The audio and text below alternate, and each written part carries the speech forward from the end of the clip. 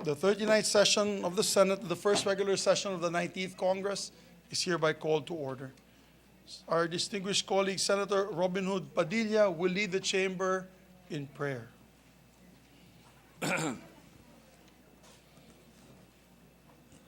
Magandang hapon po. Inaanyayahan ko pong tumingin po tayo sa telebisyon para meron pong translation ng Tagalog.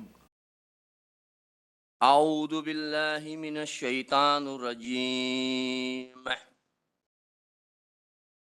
Bismillahirrahmanirrahim. Alhamdulillahi rabbil alamin. Ar-Rahmanur Rahim. Maliki yaumiddin. Iyyaka na'budu wa iyyaka nasta'in. Ihdinas siratal mustaqim. صراط الذين أنعمت عليهم غير المغضوب عليهم ولا الضالين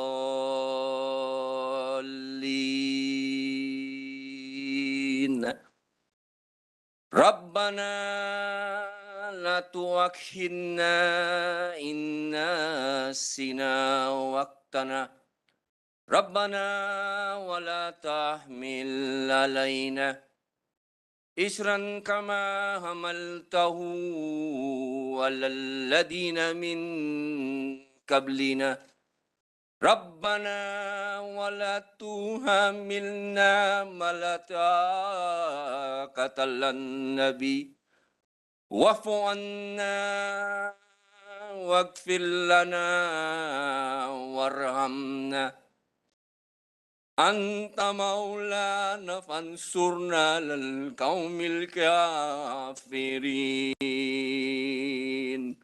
آمين. Maraming salamat sa ating kapatid, Senator Robin Hood Padilla, for that wonderful prayer. The Secretary may please call the roll of members. Roll call of members. The Honorable Senator Angara, Senator Binay, Senator Cayetano Alan, Senator Cayetano Pia, Senator De La Rosa, Senator Ejercito, Senator Escudero, Senator Estrada, Senator Gatchalian, Senator Go, Senator Ontiveros, Senator Lapid, Senator Legarda, Senator Marcos, Senator Padilla, Senator Pimentel, Senator Poe, Senator Revilla, Senator Tolentino, Senator Tulfo, Senator Villanueva, Senator Villar Cynthia, Senator Villar Mark, the Senate President.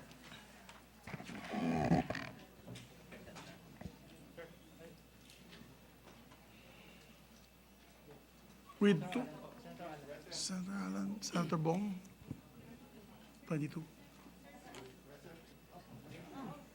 23. With 23 members present, the chair declares the presence of a quorum. Majority Leader. Thank you, Mr. President. Mr. President, I move that we dispense with the reading of the Journal of the 38th Session Tuesday, December 13, 2022, and consider the same as approved. There being no objection, motion is approved. Mr. President, at this juncture, may I be allowed to acknowledge and welcome the presence of our guests in the gallery. We have with us, Mr. President, Kimberly Ann Custodio, won the gold medal at the 2022 Jiu-Jitsu International Federation World Championship held in Abu Dhabi, UAE. With her is Stephen Campuis and Myron Mangubat, coach and pro MMA fighter, Mr. President. She is with us today. Welcome to the Senate, ladies and gentlemen. Thank you. Thank you, Mr. President.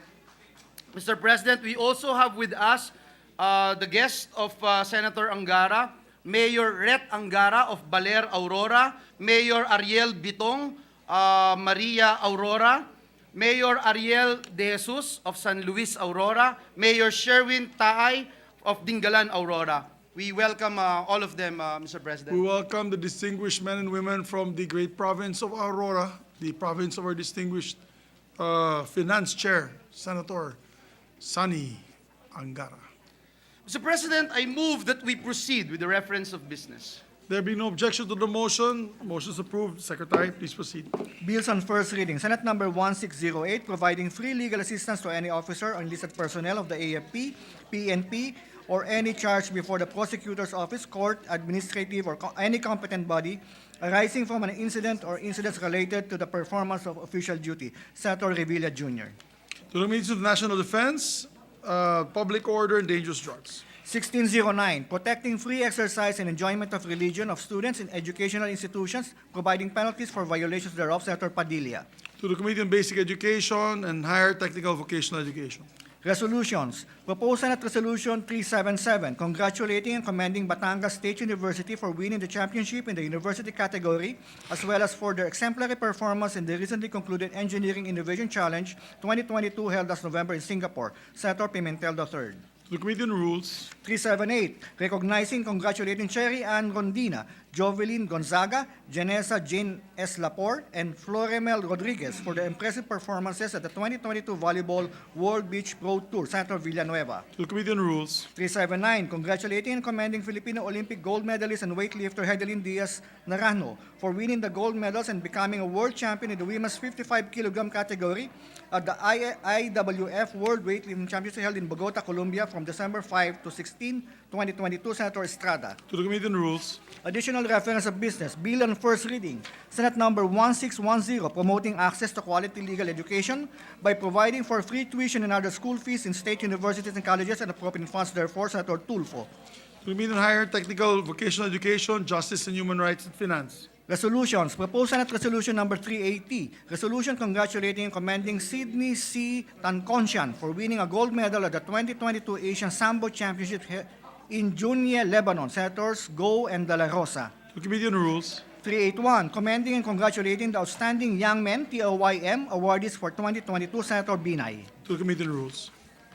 Majority Leader. Mr. President, our distinguished colleague, the lady from Pangasinan, Iloilo, and the... Shall we deliver the Christmas message or in the end na lang? Oh, Sa dulo na lang siguro. okay, Mr. President. Maybe we can move my Christmas message to one and all in the end. Maybe fitting. So we can allow Senator Grace Poe to Yes, deliver. Mr. President, she wanted Personal to and give a collective personal privilege. and collective privilege. Yes. May I move that she be recognized, Mr. President? Yes, our distinguished colleague from the province of Pangasinan, Iloilo, and the Republic of the Philippines is recognized.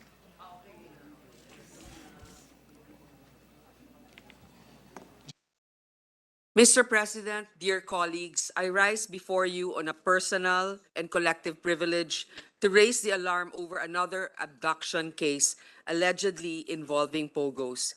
Hindi pa talaga tapos ang issue na ito. A trusted friend just told me that 2 days ago, his sister-in-law was abducted in a very busy area here in Pasay and brought to a Pogo dorm in Cavite where she was sold off to a Chinese-looking buyer. Before the abduction, the victim was allegedly offered a job as a personal assistant for a minimum of 100,000 pesos a month. However, when she went down her condominium, which is in SMDC Shore 2 Residences near Mall of Asia, 1 kilometro lang ang layo mula sa Senado, to meet up with who she thought was the employer, she was forced to ride a red Mitsubishi Expander with a conduction sticker of YOU 537. Swerteng may kaibigan na nakakita sa pangyayari kaya nakunan ng litrato ang nasabing sasakyan. Sinubukan ng biktima na tumakas, ngunit binugbog siya ng kanyang mga kidnappers at makikita natin sa mga litrato ang hirap na dinanas ng biktima sa kamay ng mga kumidnap sa kanya. Dinala ang biktima sa isang hindi pa natutukoy na lugar sa Cavite kung saan may mga Chinese-looking individuals na gusto siyang bilhin sa halagang 320,000 pesos. Nakiusap ang biktima na isa sa mga buyers kung pwede siyang bilhin para makawala siya sa mga kidnapper at pagkatapos ay tawagan na lang ang kanyang kapatid na magbabayad para tubusin siya. Naawa ang buyer dahil sa kalunos-lunos na kalagayan ng biktima na puro pasa at sugat, kaya binili siya at dinala sa isang pogo dorm sa Shuangma Industrial Park sa Molino Boulevard, Bacoor, Cavite.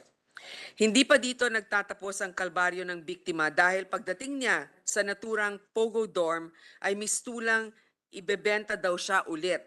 Agad-agad na tinubos ng kanyang brother-in-law ang biktima sa halagang 250,000 pesos doon mismo sa pogo dorm na yon. Marami pa raw ibang biktima ang naroon. The victim's family is willing to coordinate with the authorities on this. Noong chinek namin sa PAGCOR list of legitimate POGOs as of October 6, lumalabas na isang Brick Hearts Technology Incorporated ang nag-ooperate sa Shuangma Industrial Park kung saan nakuha ang biktima.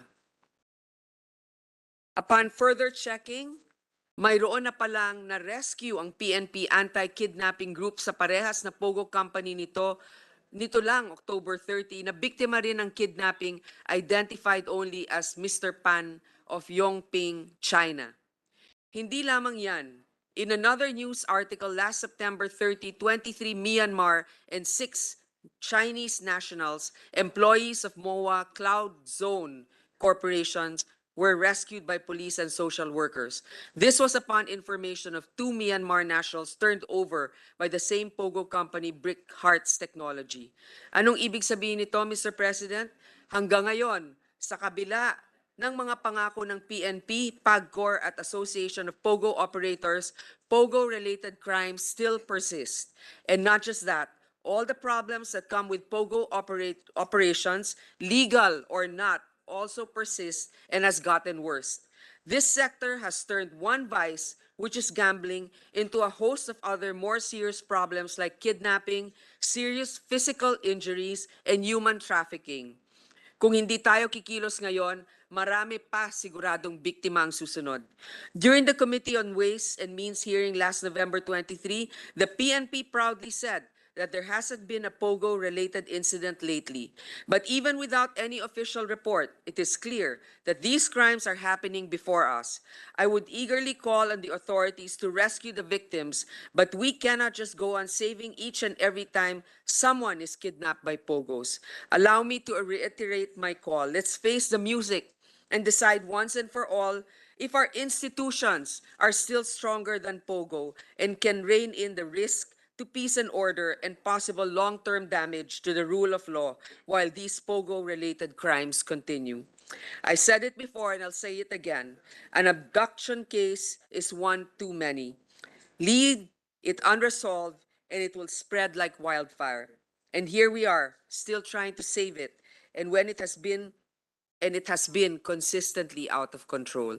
Thank you, Mr. President. Thank you, Majority Leader. I believe many would like to interpolate. Mr. President, ladies first, Mr. President, I move that we acknowledge Senator Pia Cayetano. Our Mr. distinguished President, colleague from Taguig and Patero, Senator Pia and Cayetano. Senator Bato. Thank you. Thank you to our colleague and gentleman, Senator Bato, for letting me go ahead. Very short, Your Honors, I'd just like to associate myself with the privileged speech of Her Honor, Senator Po. That's all. Thank you to our good senator from Taguig. Mr. President, Senator Bato, Ronald Bato de la Rosa would also like to Our distinguished colleague, the ask some chairman questions. of the Committee on that Public he be Order and recognized. Security Thank you. and Dangerous Drugs, whose, I'm sure this privileged speech will be referred to, is recognized. Thank you, Mr. President. The good gentlewoman from The Philippines. the Philippines yield to some clarificatory questions, Mr. President. Yes, Mr. President. But before that question, Your Honor, Mr. President, I just would like to associate myself with the rage that was being shown by our colleague as far as this Pogo-related kidnapping incident is concerned. First, Mr. President, may I know from the good sponsor, if the good speaker, if this incident was already reported to the police? You know, Mr. President, when I spoke to the person who paid for the ransom, Okay. he didn't tell me that he did. I don't think he has, honestly, because he didn't mention the involvement of any police officials. So this is something that I can further clarify with him, but he has already said that they are willing to cooperate with the police to point out that place. Yes, Mr. President, I hope that our good colleague will advise these people to please cooperate with the police so that this can be acted upon immediately. And the next question, Mr. President, is the victim a Filipino citizen? No, Mr. President, I don't believe she's definitely not a Filipino citizen. Okay. Thank you, Mr. President. And yun lang po ang aking ipinagtataka. Every time we ask the Philippine National Police during our hearings, they say that zero Pugo-related incidents, Pugo-related crime incidents are happening in at present. But with this report, I don't think. I don't know. We are trying our best to secure all the people here, lalong-lalo na yung mga involved sa Pugo na hindi na magkakaroon ng krimen. But still, with that report, you cannot deny na may nangyayari talaga. Mr. President, I think that they're really hesitant to report it, or if they feel that it's within their capability to just pay the ransom, they don't want to involve. But you're right. It could be because people don't report it. Yes. It's not necessarily always the fault of the PNP for not finding out, but we should encourage more individuals who are victimized to go forward if they can trust the police. But you asked about the citizenship.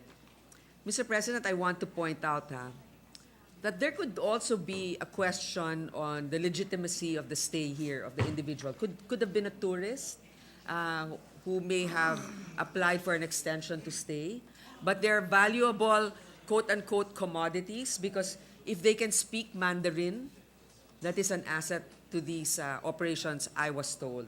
So maybe because this national, if you mentioned, as you mentioned, I believe she can speak Mandarin. Again, Mr. President, I would like to thank our colleague for bringing that up, and to the chairman of the Senate Committee on Ways and Means, Senator Win Gatchalian, is listening, and I think he has just wrapped up his investigation as to the economic cost brought about by Pogo operations, and I have already wrapped up my investigation as to the peace and order side of it, and parang di ko alam kung ituloy ko yung aking sponsorship sa aking committee report with that incident, Your Honor, Mr. President. Mr. President, if it will be acceptable to our colleague from Davao, Yes po. we will forward the information to him, and with his good judgment, he can determine whether there could be a supplementary committee report. Yes, I would certainly. I would be glad to accept that report from you, my dear colleague, Mr. President. So that's all for me, Mr. President. Again, I would like to encourage our colleague to please encourage the victims to come into the open and seek the help of the police. If they feel uncomfortable, you can course it through me, Mr. President, my dear colleague. I would like to assure also our colleague from Davao that normally kasi we hear stories like this, but we don't really know the individuals who are victimized. This one is parang kaibigan mo talaga na kakilala mo, kunyari, si Senator Bongo, merong nabiktima, ganon ka close. So, I can attest to this individual who reported. He's an upstanding member of the community, a very successful practitioner here in the Philippines. I don't doubt the veracity of that report. Being reported by our very honest colleague, I'm sure it is happening, and it happened really. So I just hope full cooperation will be extended to the law enforcement community so that they can address this problem right away, Mr. President. Thank you, Mr. President, Your Honor. Thank you, very Mr. much. President, and to our colleague from Davao. Mr. President, before we acknowledge and move for the Deputy Minority Leader to ask some questions, let me just point out again, Mr. President, and I'd like to commend and support fully our good friend, our dear colleague, Senator Grace Poe, for raising this very alarming issue, Mr. President. We have been talking about this for quite a while in the 18th Congress, now in the 19th Congress, and we have discovered a link, Mr. President, for many years now between the growth of the Philippine offshore gaming operators, POGO, and the rise of criminality, including prostitution and the increased threat of money laundering, among others. So, Mr. President, hindi na po bago itong issue na ating naririnig. Yung mga kidnapping, hindi rin bago. Ang bago na lang ngayon, Mr. President, kakilala na ng ating mga kasama yung nabibiktima. Hindi na po ito narinig natin sa third person. Mismong kakilala ng ating colleague, yung nabiktima. Sana kumilos na po tayo kaagad. Huwag na nating hintayin na tayo mismo o pamilya natin yung makaranas nito, Mr. President. And again, we maintain our call on our law enforcers to continue to investigate and be on a high alert when it comes to POGO-related crimes, Mr. President. We also call PAGCOR, again, Mr. President, considering they are our chief regulatory gaming commission, Mr. President, na hanggang ngayon, Mr. President, nalulungkot po tayo dahil parang sirang plaka na tayo na sila yung chief regulatory body ng bansa, pero hindi nila alam kung ilan ang POGO workers, hindi nila alam kung ilan ang POGO operations dito sa bansa. So I hope, Mr. President, we can do better. And again, I thank our distinguished colleague, Senator Grace Poe. At this juncture, I move that we recognize our Deputy Minority Leader, Senator Risa Ontiveros. Our Mr. Deputy President. Minority Floor Leader, Senator Risa Ontiveros, is recognized. Salamat kaayo, Mr. President. Gentlelady from Pangasinan and Iloilo, if I may, just a couple of questions. Follow up po sa It will be inyong my pleasure previous speech. for the advocate of women, Senator Risa. Salamat po. I associate myself, Mr. President, with the privileged speech of Senator Poe. I've previously exposed cases of human trafficking in Myanmar at binanggit po ng gentlelady ang Myanmar na may mga biktima rin dito. Human trafficking in Myanmar in which our nationals are being forced to act as scammers in cryptocurrency operations. Sa aming pagsisiyasat ay nalaman namin ang ilang scam operations na ito ay nasa mga POGO hubs din. So parang nagdudugtong-dugtong yung mga punto. It seems that these trafficking syndicates benefit from porous borders. What efforts should be done, Gentle Lady, to address these trans-border offenses? Kasi baka kailangan ng ating DFA at IACAT ay makipag-coordinate ng husto pati sa ibang jurisdictions, Mr. President.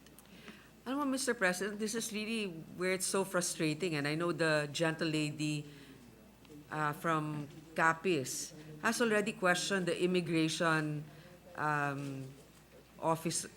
officials so many times about how they really screen individuals that come here.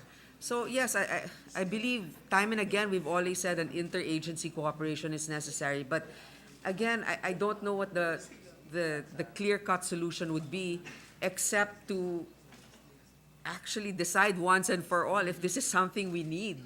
Because if, let's say, we give them economic zones, okay, okay, there are legitimate POGO operators in an economic zone. How strong are our institutions to actually not be swayed to look the other way if something wrong is going on? Precisely, Mr. President, gentle lady from Pangasinan and Iloilo. Dagdag nga dun sa, at salamat sa suporta ninyo na dapat may higit na interagency cooperation, IACAT plus DFA and others. The point made by the gentle lady that nagkakataon yung ganitong mga operations nakalocate sa mga economic zones. Ipinakita nila kanina isang di umanong economic zone. Dito mismo, sabi nga nila, just 1 kilometer from where we are working here. Ganon din po, Mr. President, gentle lady, yung ating mga kababayang ni human traffic sa Myanmar, pinapa-cryptocurrency scam doon, sila rin po ay nagkakataong nakalocate sa isang economic zone. Nagngangalang Shuekoko Special Economic Zone. Kaya yung sinabi nyo, gentle lady, na yung tanong na gaano kalakas yung mga institusyon ng bawat bansa at siguro internationally din, napakahalaga para solusyonan ito. I agree with you, gentle lady, once and for all. Dahil hindi lang ngayon na binigyan ito ng atensyon ng Senado, nagsimula na sa dating Committee on Labor sa pangunguna ng ating ngayoy Majority Leader. Sabi nga ng gentle lady, yung ating Committee on Women. At ngayon, itong urgent na ulat ng gentle lady from Pangasinan and Iloilo. Pangalawa po at huling tanong, our Anti-Trafficking in Persons Law of 2022, passed in the 18th Congress, now has explicit and concrete protections for foreign trafficking victims. But it seems, ang pagtingin pa rin sa kanila ay illegal aliens na overstaying. So baka ganun din yung status ng mga Myanmar at ibang victims na nandito. Do you think, gentle lady, na kailangan din ng shift sa ating pag-iisip at pagturing sa kanila? I think this is important so that we can also make representations on behalf of our citizens who are trafficked abroad sa pamamagitan ng mga bilateral cooperation at malay natin eventually bilateral agreements. You know what, Mr. President, I'm so glad that the gentle lady from Capiz brought this up, because sometimes when a crime like this is committed, the question is that person who was kidnapped, is he or she an illegal alien? There has to be a reason. I mean, whether or not, whatever their status is here in the country, if they are victimized, we need to protect them. There are responsibilities. So, yes, I think it's good if there's a bilateral agreement between countries that are usually involved in situations like this, so that we can easily, humanely return them to their country of origin. Because if they're already victimized here, then we treat them like criminals.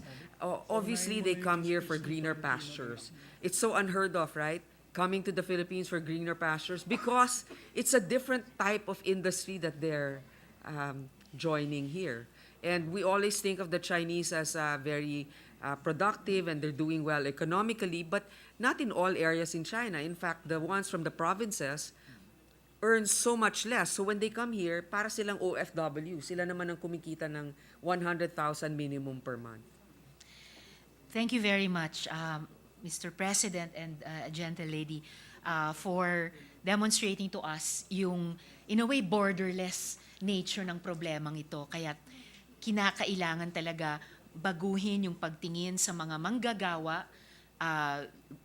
legal man o undocumented, whether nasa sariling bansa or lalo na siguro kapag nasa ibang bansa. As a principle to underline yung sarili nating efforts para sa ating mga kababayan sa ganung mga sitwasyon at para mas bigyan ng urgency yung regional at saka international cooperation sa problemang ito. At lalo na sa mga problema nila, yung mga tao na nasa ganitong sitwasyon at pinagmamalupitan tulad ng babaeng ipinakita ng gentle lady, Mr. President. So, as a final word, po, Mr. President, with the indulgence of the good Senator from Iloilo and Pangasinan, we still have traffic victims in Myanmar. Hindi makaalis doon, di lang dahil sa kalupitan ng sindikato, di umano din, gentle lady, sindikatong Chino doon, but because of the peculiar political dynamics in Myanmar. Sana po talaga, sana ay makauwi na sila sa kanilang mga pamilya ngayong Kapaskuhan.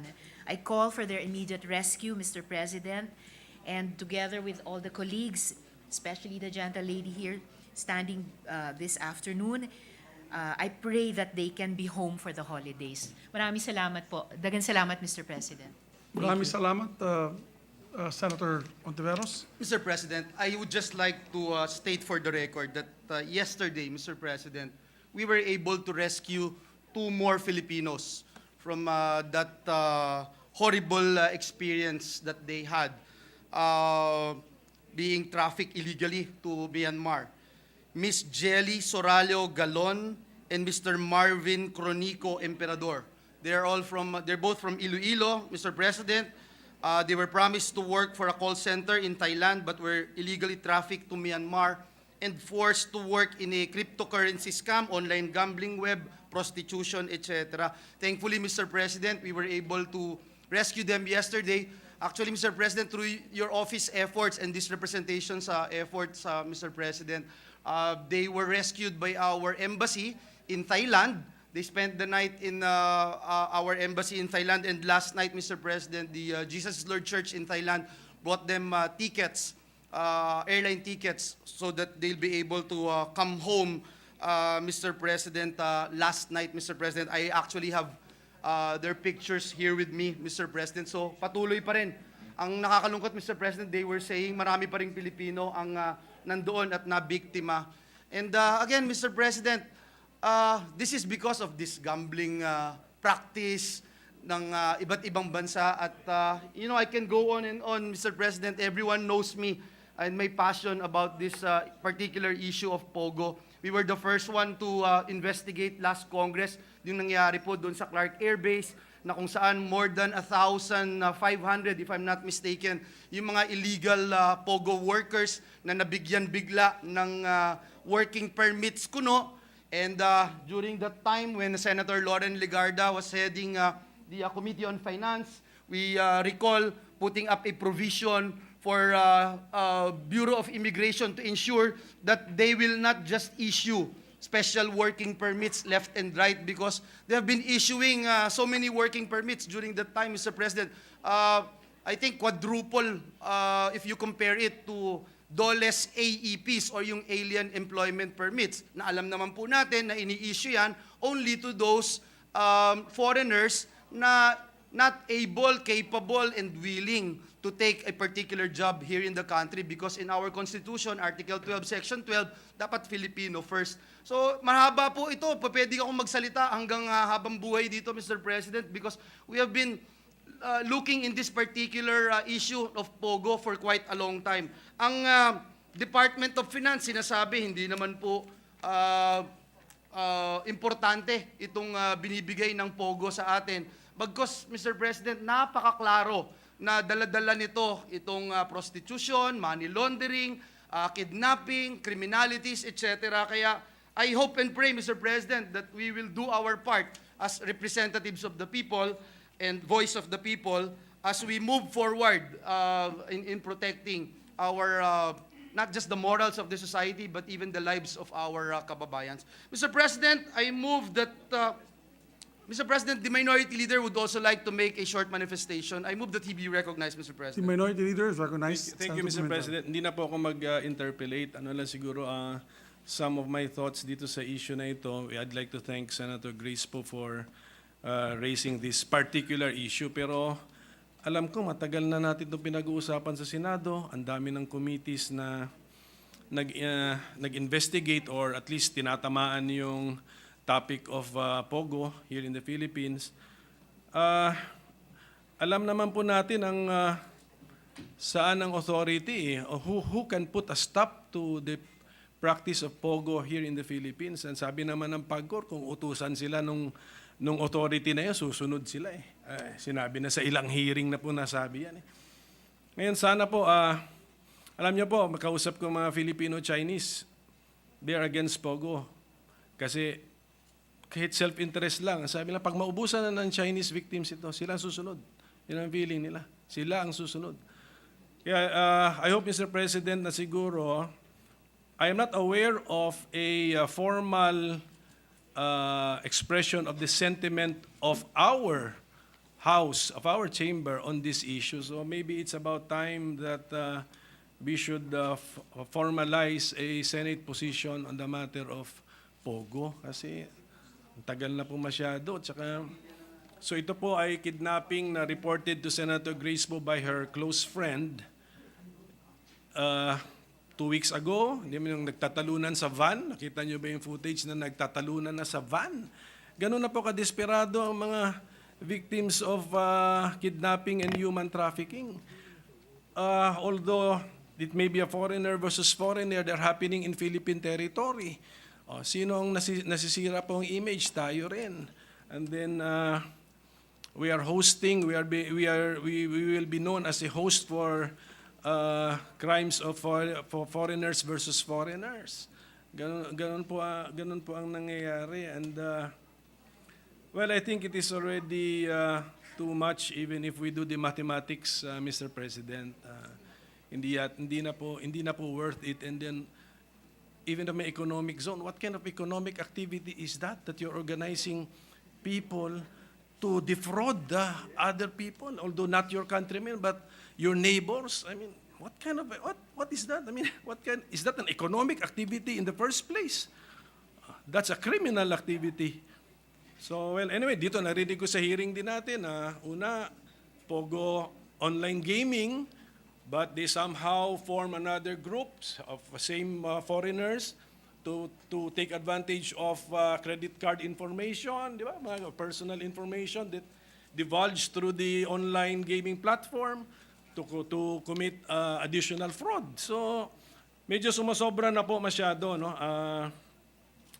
It's about time we should show that the Philippines is a responsible, sovereign, working state, Mr. President.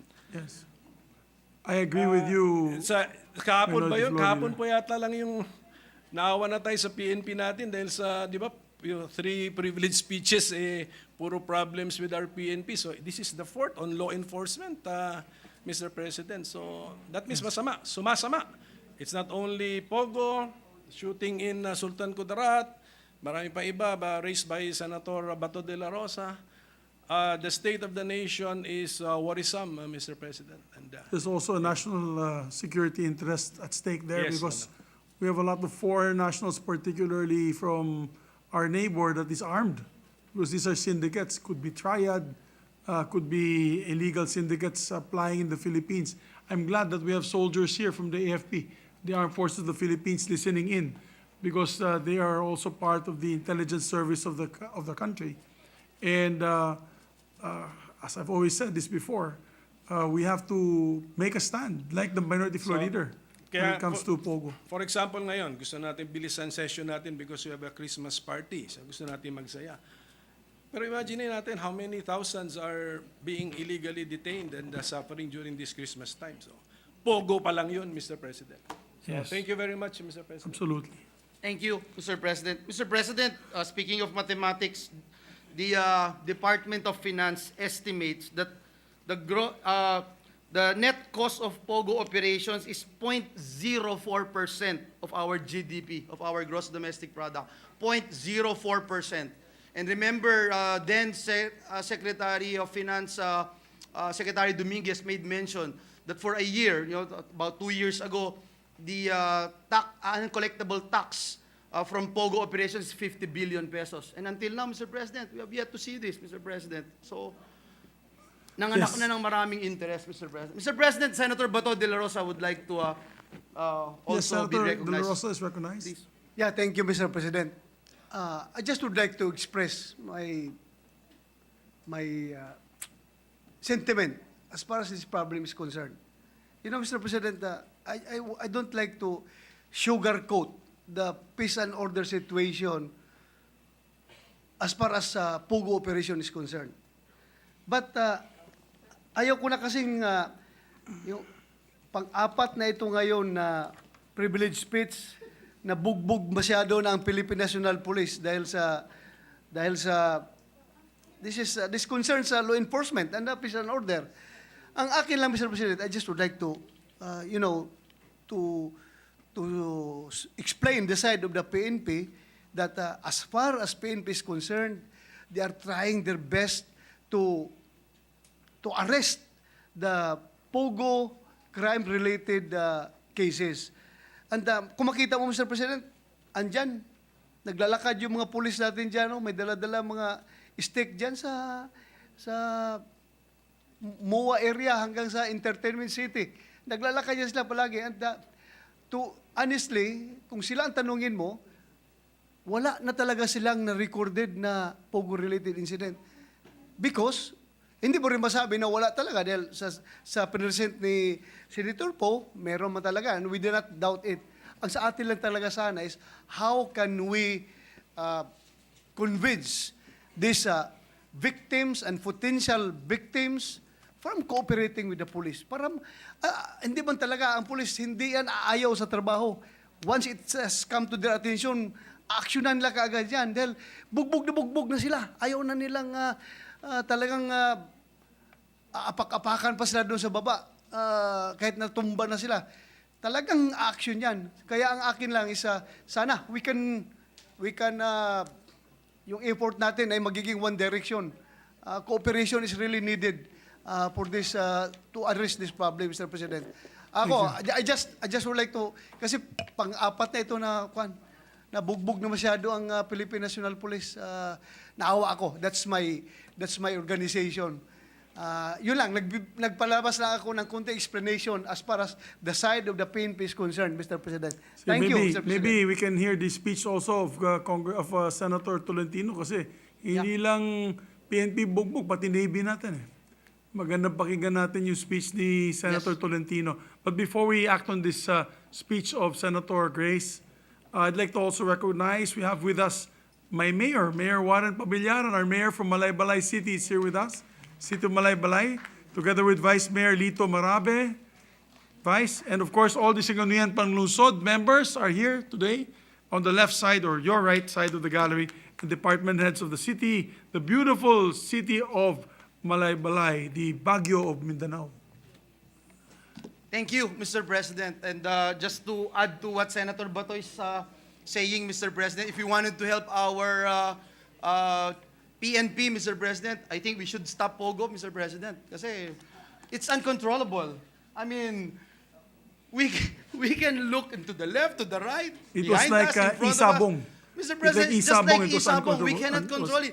Even uncontrollable. PAGCOR, who is our chief regulator, cannot even give us a clear data for almost a decade now, Mr. President, of who are these POGO personnel. They don't know the gaming employment permit, Mr. President. Hindi nila alam kung ilan yung meron, ilan yung wala.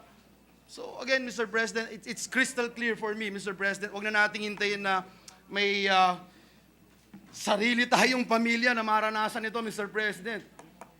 Let it be placed in history. I said that, Mr. President. Mr. President, the chairman of the Committee on Ways and Means would also like to be recognized. I move for Our his distinguished recognition. colleague, Chairman of the Ways and Means Committee, Senator Gatchalian, is recognized. Thank you. Thank you, Mr. President.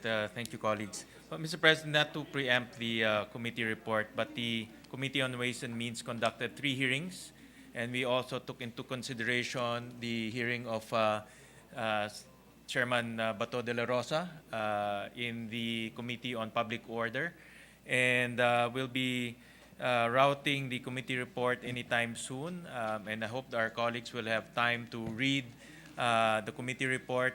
The committee report took into consideration the economic aspect of Pogo, and it took also into consideration the social ills as well as the social cost of Pogo. We also took note of the hearing of Senator Bato de la Rosa, focusing on the crime that happened related to Pogo. So, Mr. President, I am calling on our colleagues that anytime now we will route the committee report, and hopefully we can get enough signatures, enough support, so that we can sponsor this on the first day of the session next year. So thank you, Mr. President. Thank you very Thank you. much. Mr. President, this juncture, I move that we refer the privileged speech and the interpellations and manifestations thereon of Senator Grace Poe to the Committee on Public Service and Dangerous Drugs. So move, Mr. President. There being no objection, motion is approved. Mr. President, with the permission of the body, we take this privileged speech up, and I ask that we recognize the chairman of the Committee on Justice, Senator Francis Tolentino, to deliver his privileged speech. So Our move, Mr. President. distinguished colleague from the great province of Cavite, the chairman of the Blue Ribbon Committee and chairman of the Committee on Justice, Senator Francis Tolentino is recognized. Thank you, Mr. President. Mr. President, I rise a question of personal and collective privilege today, the last day of our session. The last day of our session to discuss the pressing issue in the South China Sea and the West Philippine Sea dispute. The issue is an urgent concern, and its impact affects the lives of our most valuable Filipinos, kababayans in the coastal communities, regional security, and the rules-based international order as enshrined in the UN Convention on the Law of the Sea, UNCLOS. Moreover, developments in the SCS, WPS have short and long-term implications on Philippine national security, especially at a time of rising prices due to geopolitical upheavals, including COVID-19 pandemic and the ongoing war in Ukraine. Mr. President, initially, on China concerns, Beijing remains dedicated to using gray zone, quote-unquote, gray zone tactics in the West Philippine Sea to advance its illegal claims without sparking a conflict actions that push the boundaries of acceptable behavior, undermine international law. Ito po yung pag-asa, Mr. President. This is existing. I'm showing that on the screen. And raise the chances of untoward incidents. These gray zone tactics include swarming activities within the territorial seas of our 9 stations in the WPS. This is most especially seen in the Pag-asa Islands, a high tide elevation with the 12 nautical mile territorial sea over which the Philippines has full sovereignty, where the China Coast Guard, you can see the pictures, and the Chinese maritime militia vessels are observed staying in the area. China is becoming more brazen in its actions toward the Philippine maritime forces in the West Philippine Sea, from aggressive maneuvers by China Coast Guard, CCG vessels in Bajo de Masinloc, to interfering in the provision of humanitarian supplies to government personnel abroad, the BRP Sierra Madre in Ayungin Shoal. Beijing's assertiveness continues despite numerous diplomatic protests over such activities. I'm glad that some officials of our Department of Foreign Affairs are here present as I speak. Proof of China's growing assertion was seen in November 2022 when the CCG, China Coast Guard, interfered in the retrieval of space debris which fell within the Pag-asa Islands territorial sea near Pag-asa Clay 1. Ayun po yung larawan, Mr. President. Clay 1 is just 1.9 nautical miles from the Pag-asa Islands, manned by our gallant officers from the Army, the Air Force, the Navy. They are also here in this plenary hall, Mr. President. Philippine personnel initially detected the space debris some 800 yards west of the main station of Pag-asa 1. A Philippine team was dispatched to retrieve the debris which drifted near Pag-asa Clay 1 and was in the process of towing the remains. Ayun po yung litrato, Mr. President, of a rocket when a boat from China Coast Guard 5205 swiftly and deliberately interfered. The China boat came within 20 to 30 yards of the Philippine rubber boat and forcibly cut the towing line of the space debris. Pinutol po nila yung lubid. Nakikita po natin, Mr. President. I'd like to show this video. It has never been seen before. It has never been seen even in television, in news, Mr. President. Can we enlarge and have the audio? Ayan po yun, Mr. When we President. place the audio, we'll have them put the audio. I've seen that video. It's very important that the audio is on. Can we have the audio?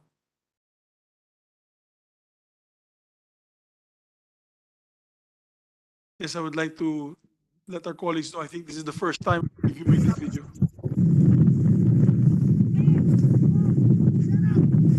Nakikita po natin, Mr. President, hila po sa likod yung debris. What are you doing?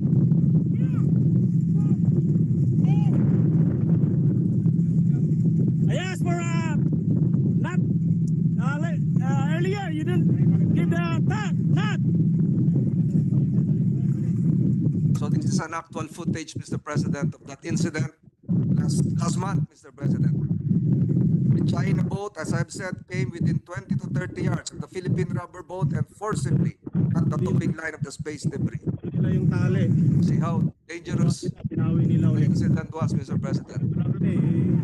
Naka-rubber boat lang po tayo. Ang lalaki ng kanilang mga Kawawa yung mga tao natin. Mr. President, Chinese diplomats denied that the incident occurred. They denied that the incident occurred, claiming that a friendly consultation took place. But the footage and reports clearly show that CCG assertively took the debris in the area well within the Philippine territory. The Department of Foreign Affairs, again, some officials are here, issued a note verbal to China to clarify the matter as the incident was highly provocative.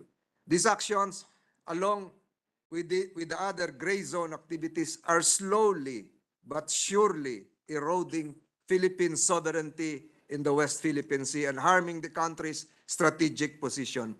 Mr. President, yan po ay isang larawan ng space debris. Mr. President, my colleagues, this is not the first time that Chinese rocket debris has fallen within Philippine territory or territorial waters. On October 6 and November 7 this year, similar rocket debris were recovered in Calintaan, Occidental Mindoro, and Busuanga, Palawan. Even earlier, Mr. President, in July 2022, Chinese rocket debris was also recovered off Occidental Mindoro. This debris, as shown in the picture, fell in Philippine archipelagic waters of Palawan and Mindoro Occidental and within the Pagasa Islands Territorial Sea, where Clay 1 is located. Significantly, the Chinese Coast Guard retrieval of the debris of Clay 1 is a gross violation of Philippine sovereignty, as Beijing has no jurisdiction over Philippine territorial sea. Further, CCG's interference in the retrieval also violated the right of innocent passage under the 1982 UNCLOS, yet another incident in a long and sustained record of repeated violations of international law. Lastly, China's actions demonstrate that Beijing does not recognize the 2016 arbitral award, which establishes a 12 nautical mile territorial sea in the Pagasa Islands. The rocket debris retrieved bear the markings of China's Long March 5B rocket. I'm showing the picture right now. Incontrovertible proof of the provenance of the remains recovered in Occidental Mindoro, Palawan, and in the Pagasa Islands. China acceded to the 1967 Outer Space Treaty, and Beijing must request the return of space debris which fall in the territory of other states, like the Philippines, like Pagasa Islands in the Philippine case, rather than merely seizing the same. These repeated violations, Mr. Senate President, my dear colleagues, is a breach of Philippine territorial integrity, and the irresponsible rocket launches are scattering debris that can threaten Filipinos who are plying the West Philippine Sea and our archipelagic waters. These incidents cannot be allowed to continue, as they not only can potentially harm Filipino fishermen, but the Chinese Coast Guard actions also violate Philippine maritime rights, as enshrined in the UNCLOS and the arbitral ruling award, Mr. President. In this, Mr. Senate President, my dear colleagues, we are on the right side of international law. And gross violations like this cannot be allowed and should not be allowed to continue. Before I end this speech, Mr. President, let me stress that it is high time that the government prioritizes South China Sea, West Philippine Sea, as the Philippines has become the laggard among the claimants, a status that threatens not only the country's sovereignty, but also the livelihoods of thousands of Filipino fishermen and the nation's energy and food security. With one strident voice, Mr. President, let us continue to denounce the brazen intrusions into our maritime territory and do all within our power to assert our rights. The rule of law is behind us with the 2016 arbitral ruling. Let us continue to strengthen and solidify our strategic alliances towards this end. For at the end of the day, Mr. President, this is not a fight not only for territory, the environment, and for invaluable resources. It is about taking a stand against oppression, which is sadly increasing in many parts of the world. Mr. President, we shall not surrender quietly to an invasion of our free and democratic nation.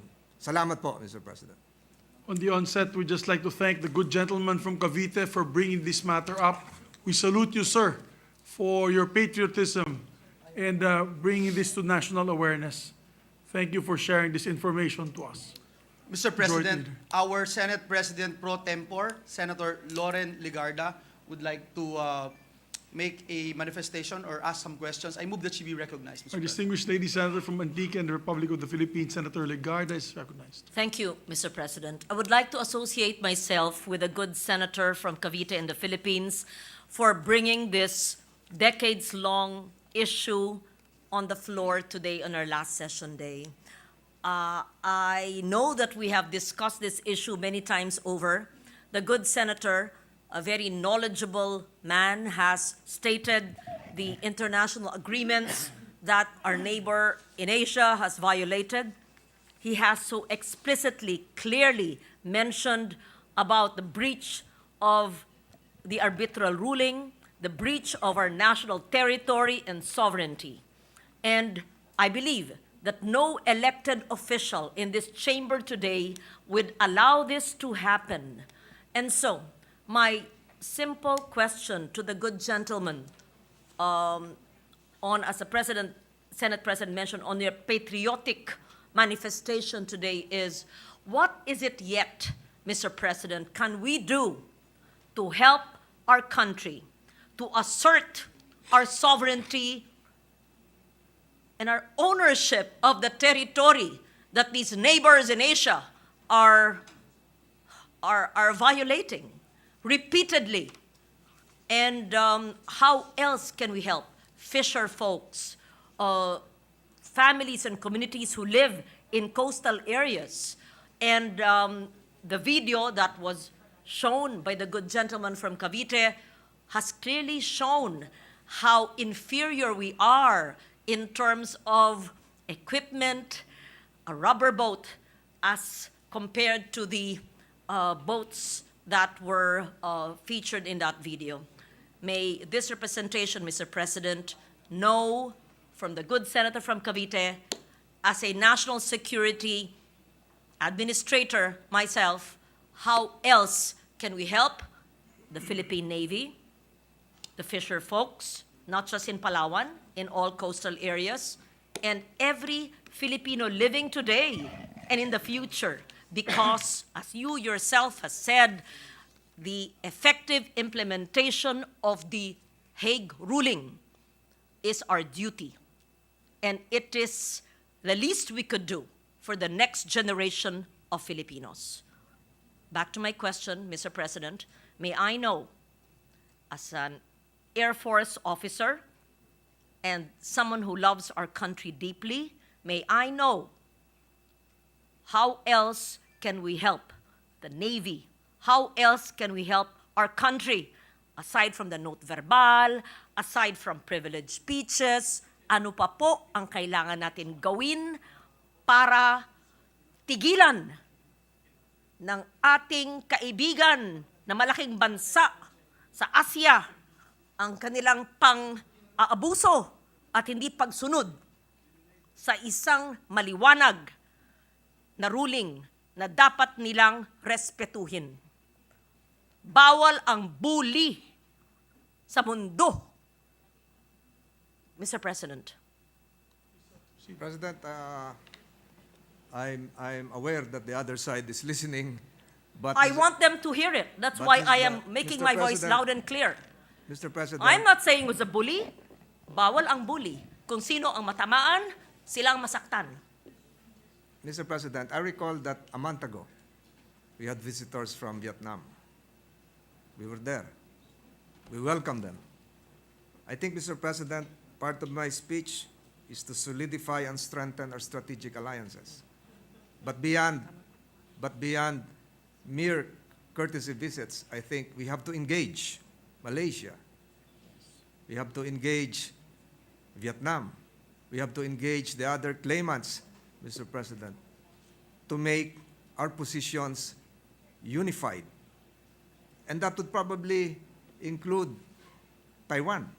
Taiwan has an island, is claiming an island near that area.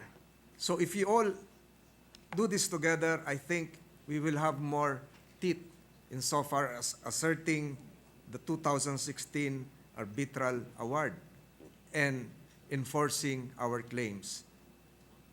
From our part, Mr. President, I think there is a need likewise to strengthen our position in Pag-asa Island. We need more teachers in Pag-asa Island. We need more school buildings in Pag-asa Island. We need the presence of BIFAR in Pag-asa Island. We need the Department of Agriculture in Pag-asa Island. We have to strengthen the municipality of Kalayaan as an LGU so that the mayor will not just be operating from a place in far Puerto Princesa. We have to really beef Pag-asa Island. Mr. President, in the short term, Mr. President, we have to announce and pronounce our position even on the eve, Mr. President, of the President's state visit come 3 January to Beijing. We have to strengthen our position relative to energy and oil, Mr. President. Recto Bank, the Reed Bank. We have to solidify our position in Baho de Masinloc. Pag nawawala na po ang mangingisda, pag nawawala na po ang ating Coast Guard, wala na rin pong nangingisda sa parte po na yon ng Zambales. The same is true with Ayungin Siol, Mr. President. It has to be beyond BRP Sierra Madre, Mr. President. We need funds for this. We need funds for this. So, Mr. President, to answer the good Senate President Pro Temp, Mr. President, various actions, short term, including the placement, which I have repeatedly asked, strengthen the capacity of our radio station in Puerto Princesa to enable that station to forewarn the fishermen in terms of weather reports, and also to impress upon the vessels within that area that Filipinos are operating a radio station with Filipino news, Filipino music, because that's part of our territorial sea, part of our EEC, Mr. President. So a lot of other small, big, strategic, long-term, short-term, mid-term actions can be done, Mr. President. Ang problema lang po, Mr. President, kailangan po itong pag-isahin lahat pag-isahin lahat, pagsama-samahin lahat, pati po yung paglalagay ng telcos na nasa Pag-asa Island na ngayon daw po ay mahina na ang signal. Kung palalakasin po yung telco po doon, talagang atin po yon. Ganon din po siguro yung ilang mga weather stations, Doppler stations ng Pag-asa, ng Weather Bureau. It has to be there because that is ours. Lighthouses are not enough. So a lot of things can be done, Mr. President. Strengthen the Coast Guard. BIFAR should help the fishermen in the area. Lahat po ito na ilabas na, Mr. President. Ang kailangan na lang po, pagsama-samahin, pagbuklod-buklodin itong mga gawaing ito to ensure that it will reach the desired effects. And a lot of other untold strategic measures coming from our national security management can be done, Mr. President. May I add- Napakaganda ng sinabi. But before that, yes, Mr. Yes, President. may I add also the request of our fisher folk in that area, if I'm not mistaken, when we had one of these security meetings, was kung pwede natin daw silang pondohan ng mga big fishing boats because they're using only very small katigs. If we can give them, maybe in the next budget, we can give them 200 large, medium-sized fishing boats so that they can also swarm the fishing boats of the Chinese kasi they do the swarm tactic. So if there are 200 Filipino fishing boats there of medium-sized capacity in that area, very hard for them to maneuver also the other side. I think that's a great idea. Yes. And let's initiate it as a Senate to help our fisher folk also with these facilities. Mr. Senator? President, I join you in that. In fact, we just passed the budget and the signing is on Friday. BIFAR has its own budget. There's no need to wait for us to amend the 2024 budget. Perhaps from their budget of fishing boats, they can allocate for Kalayaan. I also would like to commend once again the good gentleman from Cavite for the numerous enumeration of short, medium, and long-term doables that we must do. And they're actually very simple. Improving our school buildings or having better school facilities, having well-trained teachers, having a BIFAR station, as the Senate President mentioned, fishing boats for our fisher folks, having a Pag-asa station, a Doppler radar. These are all within the budget that we just passed. And it may not have earmarked this for that area, but I am certain there are provisions within the central agency, as we always see, right? Not everything's earmarked. There are lump sums, and not all lump sums are necessarily bad because they have the flexibility to give it where it is needed. And so, having enumerated the 10 or 20 very good suggestions, Mr. President, perhaps we can request the Senate to write the agencies regarding this request and earmark it for those areas, whether it's school buildings, Doppler radar, or Pag-asa station, or BIFAR research station. Kung maaari po akong magdagdag ang BMB, Biodiversity Management Bureau, ng DENR para magkaroon ng database o inventaryo ng ating biodiversity sa lugar na yun. Anong klaseng mga hayop at halaman at marine animals at lahat ng marine species na meron dun. Para din makita na natin din ang pollution na nagaganap kung meron man. Pero ang mahalaga po ang seguridad ng ating mga kababayan na nakatira doon at bigyan sila ng armas. Hindi necessarily armas na baril ang ibig ko pong sabihin, yung armas na pondo, we must arm them with the wherewithal to be able to live comfortably and securely in the nation that is rightfully ours. Hindi sila mukhang kawawa sa isang may katig na bangka na pag malaki ang alon ay tataob. So that's the least we could do. But I am one with you in your many brilliant suggestions, if I may say that. And only if you agree, I would like to, with more research perhaps, if we could draft a resolution expressing the sense of the Senate, so that, as you mentioned, if and when the president visits that country, then the sense of the Senate is clearly explained. Ay, hindi ko po mabanggit yung pangalan kasi pag nagagalit po ako, ganun, hindi ko nababanggit po yun. Actually, Your Honors, the Senate, if it is so, if we agree, no, may pass an unnumbered resolution Yes. expressing the stand of this particular issue. If the good sponsor would like to just give us a title, that maybe the wordings could be that we can come up with the wordings, better wordings possible, diplomatic wordings, basically showing our regret, no, to what the incident that had happened, shown on the video, and the swarming of the boats closer to Palawan at this point in time. Because it was in the news actually a week ago, and we have Navy personnel here on the issue, on the swarming of these militia boats towards the island of Palawan, which is clearly Philippine territory. I totally Subject agree. to style. I Mr. totally agree, Chairman, Mr. President. can I make a manifestation? Yes, Senator Villar is recognized. As chairman of the Senate Committee on Agriculture and Food, we have always encouraged BIFAR to give out big boats to our fishermen in the municipal water. Because the problem with our fishermen in the municipal water, they cannot reach the 15-kilometer boundary of the municipal water with small boats. That's why the commercial fishermen are going into the municipal water. So that is really the intent of the BIFAR now, to give big boats to the local fishermen. So we just have to force them to do it because they haven't been doing it. So they have a budget. The budget of BIFAR is bigger than the budget of livestock. Ang BIFAR production is only 15% of the agriculture produce, while the livestock is 33%.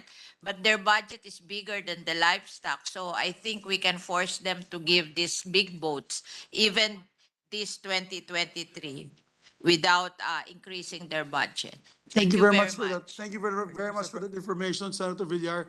Maybe when this speech is referred to the proper committee, we can also invite the BIFAR to explain to us what the use of their budget will be, particularly on the making of boats. That was handled very well by the chairperson of the subcommittee on finance, Senator Villar, on their budget. Mr. President, just to add this trivia, I failed to post a picture of mine in Pag-asa Island. I was there years ago. Mr. President, ang nakita ko po doon, yung bilyaran ng ating mga sundalo, yun po yung kanilang libangan. Ang nakita ko po doon, Mr. President, yung mga sundalo nating nag-aalaga ng kambing. May kambing po doon kasi tumutubo talaga yung damo. Nag-aalaga sila, goat racing po sila doon. So it's not just probably BIFAR, but the entire DA machinery should be on board, Mr. President. I visited Pag-asa, nandun lang sa isang cellphone ko na luma, kaya hindi ko nakuha yung picture, yung dati kong cellphone pa, Mr. President. Yes, actually, you're right in point when you said that we should improve the facilities in Pag-asa. The airstrip has to be repaired.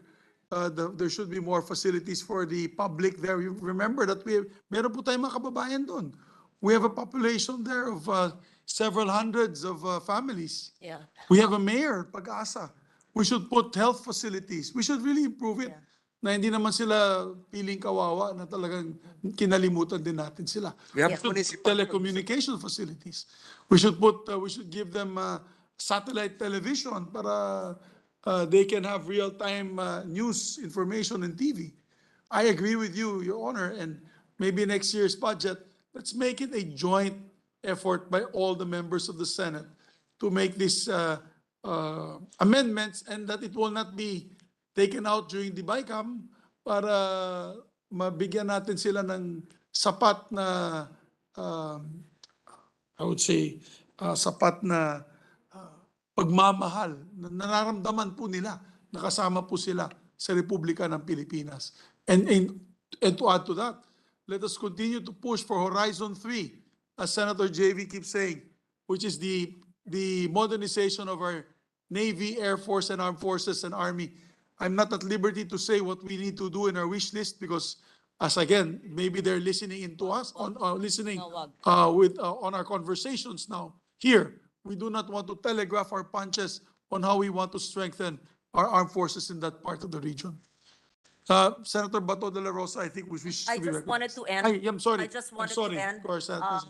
So I thank the good gentleman for bringing this subject matter today, and I have other suggestions which I will not mention today, considering that it is a sensitive national security issue.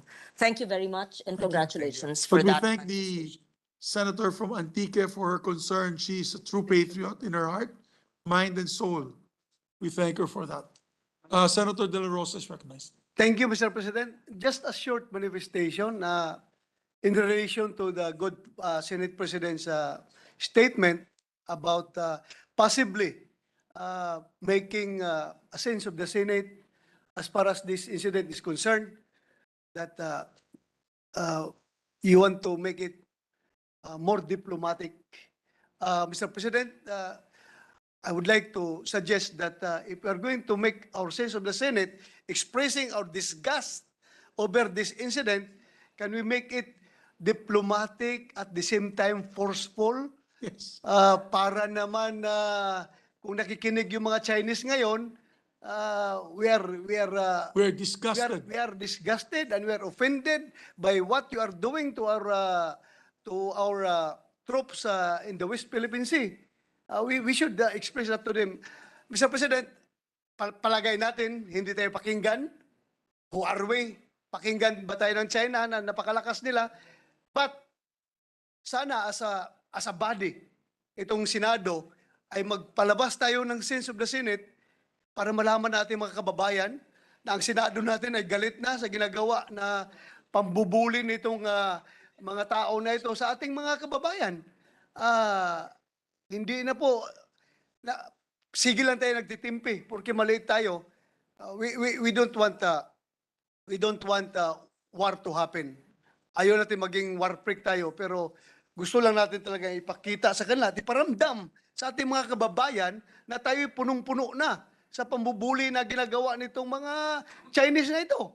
So, kung nakikinig kayo ngayon, mga Chinese, galit na kami. To tell you frankly, we are mad with what you are doing to our troops. The simple bullying, I tell you, the simple bullying, and we cannot tolerate that act to happen again. I hope you're listening. Yeah, I know you're listening right now. Listen to me. Listen to me. We are mad at you with what you're doing. We want to make it more diplomatic, at the same time, forceful para pakinggan ninyo kami.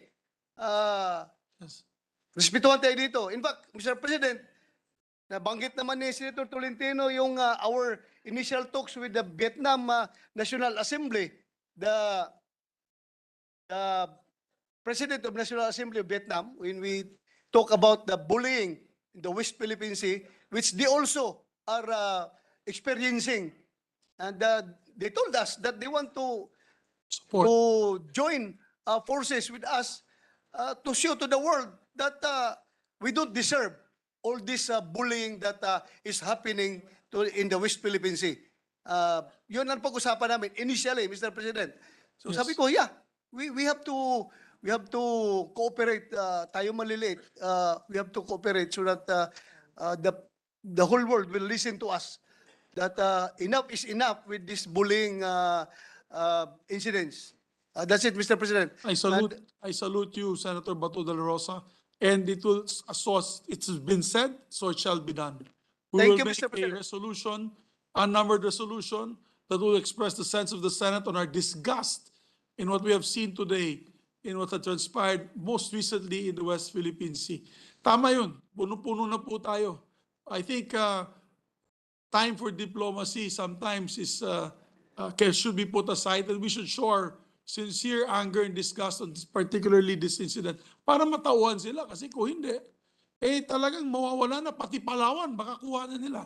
Baka kunin na nila yung Palawan. Yeah, Mr. President. Palapit sila ng palapit sa atin. Isipin mo lang yung hinihila na sa teritoryo natin, hinihila na ng trupa natin yung na-recover nila na bagay na yon. Regardless kung ang may-ari noon Chinese, but it is within our territory, dapat nirespeto nila tayo. Parang ganun na lang ba tayo na ikakat yung ruta ng ating trupa doon porque maliit lang yung ating rubber boat, tapos putulin lang yung at agawin. That's para sa akin, para akong sinampal kaliwa kanan doon sa Yung ginawa masama ng pa mga inchik na yun. Yung masama pa niyan, Your Honors, ay sinabi pa ng Chinese Embassy, and I've been there, done that, sinabi ng Chinese Embassy, hindi po nangyari yun. Oh, Mr. President, Katulad ng nangyari sa akin, na nangyari naman. I was not dreaming when it happened. And so now, that it was forcibly taken away from us. This debris that fell into Philippine waters. bago magka-high blood yung lahat dito, Mr. President, tama na. Maraming salamat. Christmas na. High blood Mr. ako. President, I'd like to thank Senator De La Rosa. Just read and reread his police profile and background. He would have been a good police attaché during his younger days. He could have been our best police attaché to Washington, D.C. or even Beijing, Mr. President. But it shows his inborn diplomatic acumen. Baka makidnap sa Beijing yan. Baka makidnap. Yes, Mr. please President. proceed. Yes, Mr. President, may I just be allowed to ask some questions if our distinguished colleague would yield to some questions from this representation? Please Mr. proceed. Please Mr. proceed. President. Definitely, Mr. President. Well, Mr. President, first of all, I would like to congratulate our dear colleague, our international law expert, our chairperson of the Committee on Justice, chairperson of the Committee on Blue Ribbon, Mr. President. And I'd like to place on record that I would like to associate myself with the statements made by Senator Tolentino, our Senate President pro tempore, Senator Legarda, and Senator Bato de la Rosa. And just to put on record, Mr. President, as Senator Bato de la Rosa is talking about bullying, I'd like to put on record what the dictionary is saying about bullying. Bully is a noun, a blustering, mean, or predatory person who, from a perceived position of relative power, intimidates, abuses, harasses, or coerces people, especially those considered unlikely to defend themselves. Mr. President, yung nakita ho nating video, kung hindi magngangalit ang mga Pilipino dun sa video na yon, baka hindi na tayo Pilipino, Mr. President. I would just like to put on record, Mr. President, kahit saang lupalop ng daigdig ka magpunta, bullying po yun. Nakakasama po ng loob na i-deny pa po ng embahada ng China na ito ay hindi nangyari. So, ang unang tanong ko, Mr. President, distinguished colleague, ito po bang lugar na pinangyarihan ng video na ito ay lugar na pinagtatalunan kung ito ay sa atin o sa kanila, Mr. President, distinguished colleague? Mr. President, the arbitral ruling is clear. That place is part of our territorial sea. It is within the 12 nautical miles area adjacent to Pag-asa Islands. Clay 1 is, as the picture showed, is merely 1.9 nautical miles. Kitang-kita na po yun kung saan nangyari. So, the 1.9 definitely is within the 12 nautical mile. So it's not even in question, Mr. President. Walang question, klarong-klaro na ito ay nasa loob ng Philippine territory. Is that correct, Your Honor? Yes, Mr. President. Crystal clear. Mr. President, gusto ko lang pong isulat sa talaan ng bulwagang ito that I am in full support of this resolution that we are talking about, initially introduced by our Senate President pro tempore and our Senate President. But I will also put on record that I wanted to ask for an executive session from our armed forces of the Philippines so we can find out what else we can do. And I'm not going to discuss it for obvious reasons, Mr. President, what else we can do, Mr. President, to empower our armed forces of the Philippines. It's disgusting, Mr. President, and just looking at the video and being in a position where we can help our people, not only our fisher folks, but also our men in uniform, na ang iba po sa kanila ay narito, Mr. President. Let's find out how we can help, what we can do, Mr. President. And pakita natin, Mr. President, na maaring din natin pantayan, Mr. President, ang kanilang lakas militar. Ngunit, Mr. President, yung ating masidhing pagnanais para tumayo, para ipaglaban ang soberenya, ang teritoryo ng ating nag-iisa at pinakamamahal na bansang Pilipinas. Wala hong tao sa mundo dito, Mr. President, na makaka-question ito sa atin. Lalo na sa mga Pilipinong ninanais mabuhay ng matiwasay, ninanais na magkaroon ng kapayapaan sa ating Asian neighbors, Mr. President. Mr. President, another question that I'd like to raise to our good friend and the chairperson of the Committee on Justice, whom we considered as one of our brilliant international law expert, is how many of our diplomatic protests have been resolved? We have been hearing a lot of diplomatic protests, Mr. President.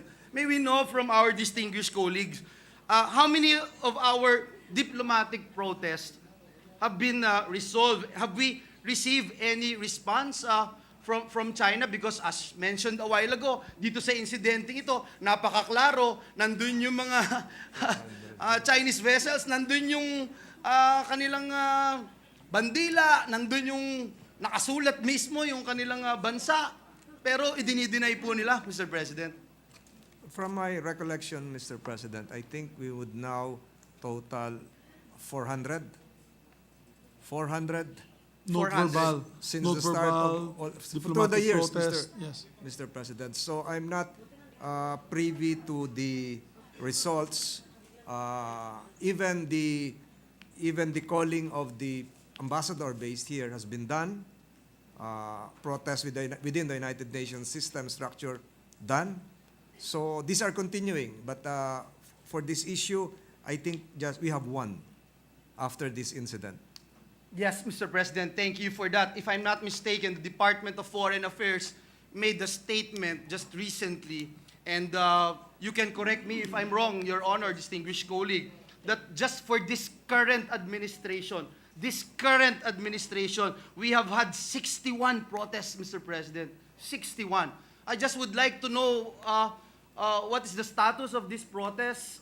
Meron na po bang naresolba kahit isa dito sa 61 protests na ito during this early administration, Mr. President? If we can get that data, Mr. President, we would be happy to know what we can do and how else we can help our DFA officials, etc. And I would just like to put on record, Mr. President, that the continuous presence of Chinese structures in the West Philippine Sea, despite our arbitration victory in 2016, endangers, Mr. President, not only our territorial sovereignty, but also our food security as well. Would like to emphasize, Mr. President, the breadth and depth of this issue in terms of fisheries alone, fisheries resources. As of 2020, 7% of our total fisheries production, or 323,312 metric tons of aquatic products were sourced from the West Philippine Sea. Thousands of subsistence fishers from Ilocos Region, Central Luzon, Mimaropa, and parts of the National Capital Region benefit from this vast body of water. And lastly, Mr. President, in terms of coral reefs, the coral reefs in the Philippine Sea cover an estimated area of 4,640 square kilometers, or 30% of the total reef of our country. Per the U.S. National Ocean Service, coral reefs are important to maintain marine life as it provides the ecosystems in which thousands of marine species thrive. I just wanted to put that on record, Mr. President, and again thank the distinguished gentleman from Cavite for his courage and devotion in raising this very concerning issue. And I think all of us are in unison, Mr. President, in supporting not only our men in uniform, but our fisher folks as well, And as a nation, Mr. President, we wanted to send this message to this bullying country that they will never be able to bully us. Thank you, Mr. President. Thank you very much. So, we just like to add, later after we refer the speech, that we'll approve the unnamed resolution for the record. So, Thank you. Mr. President, our Deputy Minority Leader, Senator Risa Ontiveros, Yes. would also like to Our Deputy- ask some questions. I move that she be recognized, Mr. our President. Deputy Minority Floor Leader, Senator Risa Ontiveros, is recognized.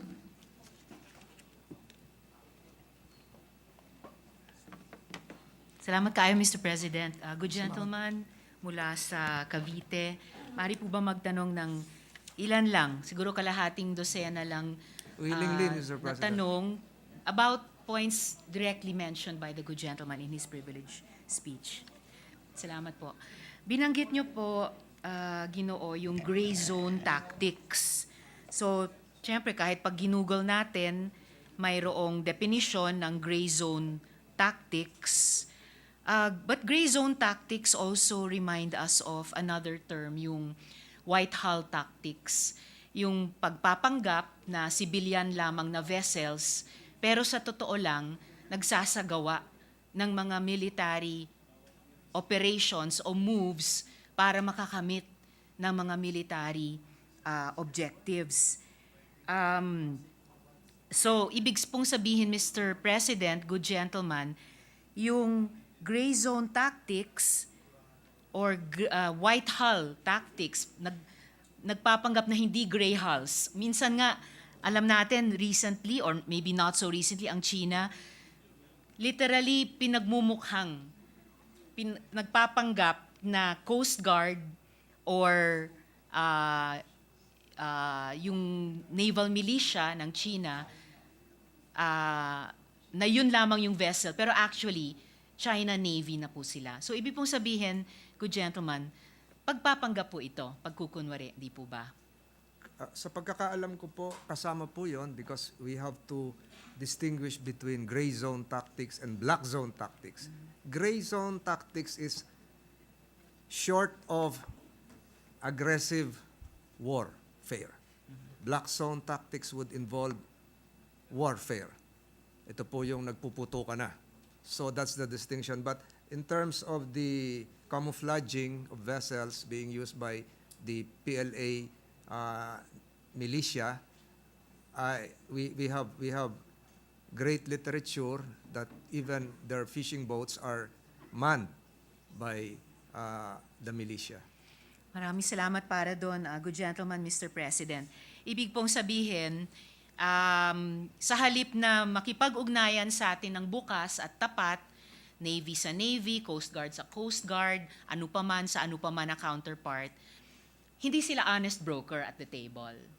So that's one thing I wanted to follow up with the good gentleman. Just up to this point, at this time, dahil in the interest of time. Pangalawa po, binanggit po, Mr. President, good gentleman, yung swarming. And I recall in an earlier confirmation hearing ng ating mga armed forces officials, yung isang Navy official noon, binanggit din po niya yung taktika ng phalanx. Tinanong po natin sa kanila noon kasi, good gentleman, Mr. President, ano ba itong ginagawa ng China na maraming maliliit o medium-sized na vessels nila, tabi-tabi, kunyari 20-20, mag-aangkla para palibutan ang isang either feature ng ating archipelago or isang vessel natin, halimbawa ng Philippine Navy. And significant po sa akin, good gentleman, Mr. President, yung paggamit nila ng salitang phalanx. Kasi kahit mula sa ancient times, ang mga militar, mga hukbo nung sinaunang panahon, ang phalanx nga po ay isang military term. So ibig sabihin, kahit ang pinapagawa ng China sa phalanx na to or sa swarming na ito ay mga militia nila or Coast Guard nila, lalo na kung gaya ng sinabi ng good gentleman, ito naman po ay tinatauhan ng mga China Navy nila. So, outright, it's a military action in our oceans, Mr. President, good gentleman. Correct, Mr. President. If the good gentle lady from Capiz is referring to the movements, they're being controlled by the Southern Theater Command base in Hainan. So the structure is the same. It's a military structure. Salamat, good gentleman, Mr. President. Binanggit din po, Mr. President, ng good gentleman mula sa Cavite, yung Baho de Masinloc. Bukod pa po sa Pag-asa Island, ang Mindoro, ang Palawan.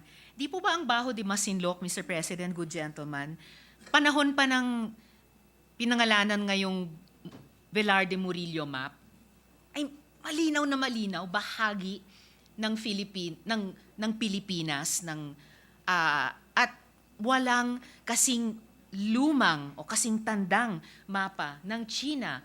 Bago niya naisip at inimbento at pinangangalandakan itong 9-dash line hanggang sa teritoryo ng Pilipinas, ay Baho de Masinloc, tapat lang ng Zambales, atin po talaga iyon. I totally agree, Mr. President. Atin po yun. Atin po yun. Maraming salamat, good gentleman, Mr. President.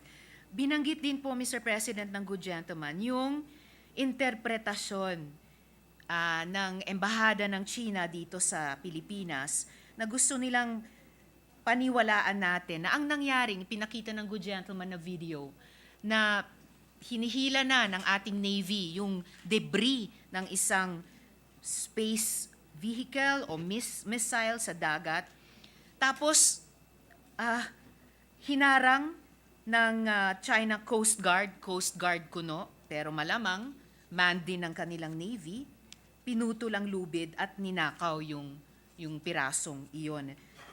Ano po bang friendly consultation ang sinasabi nilang naganap sa ganyang napakamalinaw sa ating mga mata, Hindi Mr. ko nga President? po maintindihan, Mr. President. I'm still confused what's so friendly about that incident. There was no consultation. The footage would show aggressive maneuvers, which is not akin to friendliness. I think if you can use diplomatically the words double speak, Yes. it can be double speak. What else can be another colloquial term? Meron po akong colloquial term pero Slang. baka po hindi parliamentary language. We should avoid Opo, that, Mr. Mr. President. Good gentleman. Opo. I completely agree. I could not agree more with the good gentleman mula sa Cavite, Mr. President. Wala pong friendly sa ginawa. Ang pagnanakaw po ay hindi gawain ng isang kaibigan. Yan po ang turo ng lola ko. At wala naman akong nakitang konsultasyon na nangyari. Kinailangan pa nga sumigaw ng ating kababayan na, hey, what are you doing? Eh kung kinonsulta sila at kung sumang-ayon tayo, hindi na kailangan magprotesta. So, wala po talagang, kahit siguro kapag lang inedit nila at ginawa nilang deep fake yung video na yon, pwede nilang pagmukhaing friendly at consultation.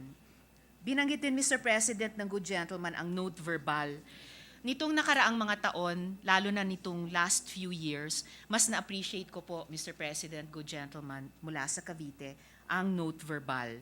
Dahil at least ito ay paulit-ulit na assertion ng ating mga diplomat, ng ating pamahalaan na hindi tayo sang-ayon sa ginawa ng sino pa mang ibang bansa. Lalo na isang bansang nagsasabing siya'y kaibigan natin. And ang note verbal ay may definition pong an unsigned diplomatic note written in the third person of the nature of a memorandum but sometimes considered to be more formal.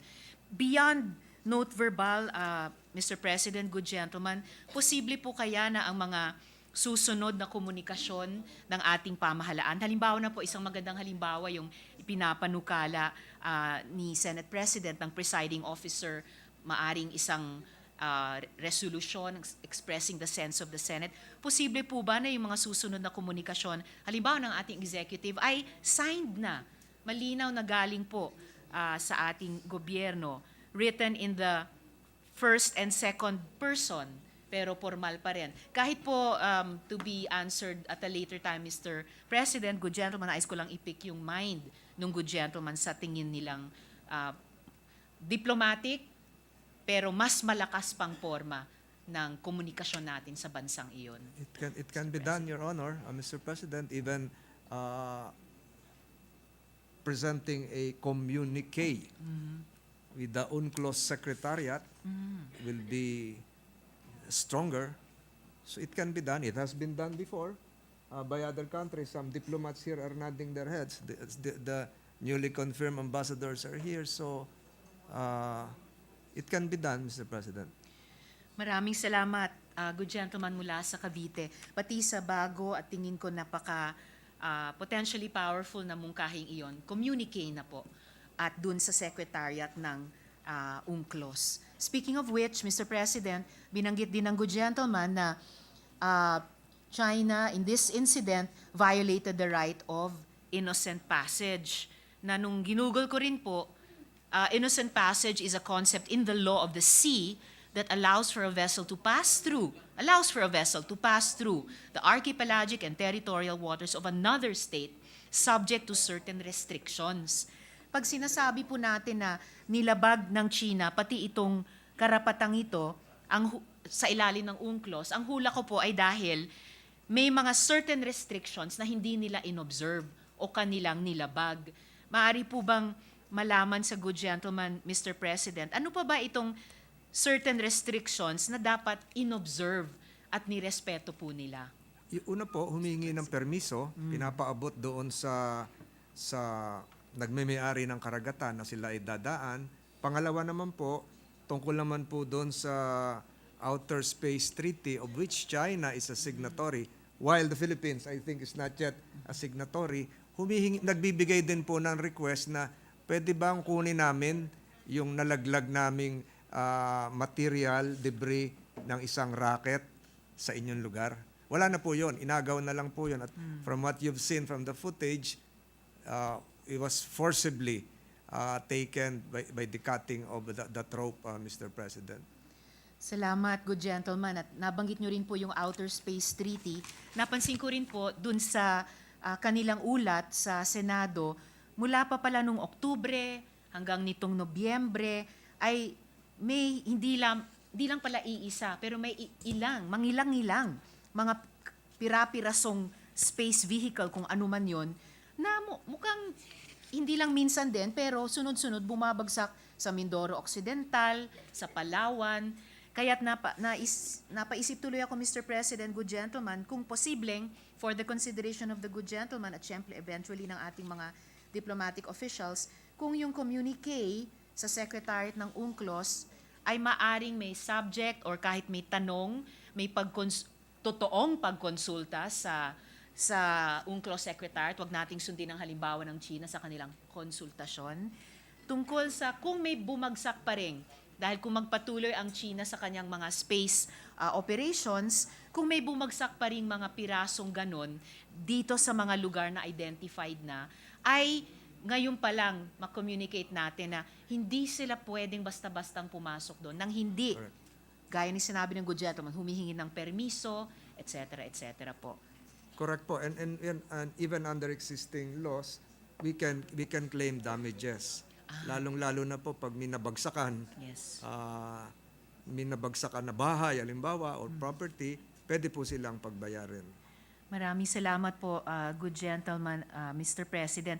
Baka magandang payo din po ito o impormasyon maging doon po sa municipal government ng Kalayaan. Kasi in fairness po sa kanila, nung 21 ng Nobyembre nitong taon, naglabas naman din po sila pagkatapos ng insidenteng ipinakita ng good gentleman ng opisyal na pahayag ng LGU Kalayaan ukol sa floating object na nakita sa Pag-asa Island. Kaya makatutulong din po siguro sa kanila, malaman nila itong itinuro ngayon ng good gentleman sa representasyong ito na kung wag naman sanang mangyari ever, no, pero kung may na-damage man sa kanilang bahay nga po or kabuhayan o ano pa man, ay maaring meron sila mga karapatan sa damages sa ilalim nito. I think last but not the least, Mr. President, good gentleman, isa siguro sa pinaka-interesanting para po sa representasyong ito na sinabi ng good gentleman, Mr. President, ay na tayo, ang Pilipinas, has become the laggard among the claimants. At wala pong gustong maging laggard, wala pong gustong maging kulelat, kaya't para sa akin, wake-up call ito 6 years mula nung arbitral ruling na maghabol na po tayo. Dahil para po sa akin, Mr. President, good gentlemen, ang pagiging laggard ay usapin din ng panahon. I feel the more and stronger diplomatic and political steps we should take now, pati kasama ng iba pang mga claimant nations. Ako po talaga nagpupugay din talaga sa Vietnam. Natalo nila. Ayaw natin manggera, pero sila, they went to that extreme. Natalo nila not 1, not 2, not 3, but 4 superpowers. China, the US, France, and Russia. At nanaig sila ang kanilang sambayanan. So China, Indonesia, Brunei Darussalam, nakakagawa po sila ng paraan mas effectively, proactively i-engage ang China. At kahit papaano, paulit-ulit na ipahayag na pilitin siyang mag-behave. Huwag siyang maging rogue state dito sa ating rehiyon. Ako rin po bilang isang Asyano, proud ako kung may regional power, may rising global power na taga-Asya. But as the good gentleman said, as our colleagues have said, I will not be bullied in our own backyard. So, kailangan natin maghabol para hindi na po tayo laggard. Yung hindi natin nagawa nung nakaraang ilang mga taon mula nung arbitral ruling, marami po dito itinuro ni Marites Vitug sa kanyang rock solid. Isinulat po niya paano natin na ipanalo yung ating kaso sa The Hague. Ang dami sa epilogue niya po, which was entitled Sailing Forward. Dami po niyang mungkahi sana na nagawa natin noon, joint fishing expeditions kasama ng ibang fishing claimant states, joint environmental protection actions, para hindi lang bilateral sa China, pero multilateral on our part vis-a-vis China. Kung siguro ginawa natin yon, pagkatapos kaagad ma-i-award sa atin yung arbitral ruling. Pero sige, habulin natin ngayon. Hindi po mangyayari na aapihin yung ating mga mangingisda. Hindi po mangyayari na pwedeng kalkalin ng China ang sarili nating seabed para mag-construct ng kanilang mga artificial na isla sa loob ng ating teritoryo at kanilang gawing base militar na ngayon, gusto nating nadagdagan tuloy ng trabaho yung ating armed forces sa nakarang ilang mga taon na kailangan ngayon mag-isip sila ng paraan na maging diplomatiko pa rin pero mas malakas. Mahirap din po talaga to straddle that balance. Pero unfortunately, we have put that onus on them. So kasi dapat kumilos tayo several years ago pa. Pero humabol po tayo, Mr. President, good gentleman. Kaya sobra ko pong na-appreciate, gusto ko pong ipagpasalamat sa good gentleman ang kanilang privileged speech and that incriminating, this is not unparliamentary, that damning video. Subukan ng Chinese ambassador sa Pilipinas ipagmukhang friendly consultation yan. And very last, brief manifestation, Mr. President, good gentleman, maaring hindi lang po nangyayari ito sa Palawan, sa Mindoro, sa Bajo de Masinloc. Just a month ago, may mga posts ang isang Gordian knot Ray or Ray Powell na who is fishing the waters near Maricaban Island in the Philippines while broadcasting a phony AIS signal with a #China prefix. This ship has been awfully busy for the past week starting 15 November. So nagtataka po yung mga netizens at mga advocates, ito ba ay halimbawa ng IUUF fishing o something more sinister? Maricaban, tapat lang po ng mainland po ng Batangas. So baka magandang isama na rin po sa Indeed, napakahalaga ng alarming, pinahayag Mr. ng President. gentleman. Maraming salamat po Thank you, sa Mr. Ginoo President. mula sa Cavite. Daghang salamat, Mr. President. Maraming salamat po to our Deputy Minority Floor Leader. Mr. President, Senator J.V. Ercito would also like to make a short manifestation. I move that he be recognized. Our distinguished Deputy Majority Floor Leader, Senator J.V. Arcitos, recognized. Thank you, Mr. President. Itong araw na ito, nagsimula ang ating usapin sa Pogo. Minsan tatanungin natin kung talagang ang China ba ay talagang tunay nating kaibigan. If they are really our friends. Pogo, yung source of drugs, source of smuggled agri-products, lahat ng problemang ito nanggagaling po sa kanila. At nung pinakita, when you showed us, Mr. President, the other day, this video, hindi po ako nalungkot. Nakakagalit. Kaya nga po, with more than 400 note verbal or diplomatic protests, as mentioned by our good Senator Francis Tolentino, hindi ko nga alam kung ilan dito ang na-resolve o sinagot man lang. Na pinakinggan man lang tayo. Parang baliwala. Parang isang notepad na ibinigay, binasa at ibinasura na. But probably what Senator Tiveros has mentioned, we have been a laggard compared, no? Sabi rin ni Senator Tol, compared to the other claimants, the Philippines has become a laggard. Naipag-iwanan po tayo. No doubt we cannot fight China, who is a superpower. Kahit po bumili tayo ng 30 supersonic jet fighters, they may have 500. You may beef up our naval force with about 10 to 15 new frigates and other types of vessels. They may have about 600 vessels. Hindi natin kaya ang China. But I think, Mr. President, what we need is to at least put up a decent, minimal defense posture. Yung pong re-respetuhin po tayo. Hindi po yung pwedeng ginawa sa atin, yung mga Navy men natin, on a rubber boat, binuli ng isang mas malaking vessel. No? And I think Vietnam, in our, just last month, we had a chance to talk to the number 4 man of Vietnam, and they gained the respect of China. Pumapalag po sila. Only yung mga sa pumapalag. They stand their ground, that's why they get the respect of the Chinese Navy. So, Mr. President, probably the past few years, the AFP modernization has always suffered one of the biggest cuts in the budget. Siguro there are priorities. No? We are a poor nation. We have to probably fund poverty alleviation programs. But, Mr. President, our sovereignty or territorial integrity, this is priceless. We have to fight for it. And this is even our sworn duty as public officials to fight for our territorial integrity and protect our sovereignty at all costs. Tama po kayo, Mr. President, baka magising tayo isang araw, yung Palawan, katabi na ng mga islang kanila pong itinatayo. So, Mr. President, pinigilan na ako ni Senator Alan noon kasi we have to keep our menu of the Horizon 2 and Horizon 3 of the AFP and DND, yung po mga nais natin bilhin. Pero ako, ito lang yung wish list ko para malaman nila, hindi tayo pwedeng ibuli.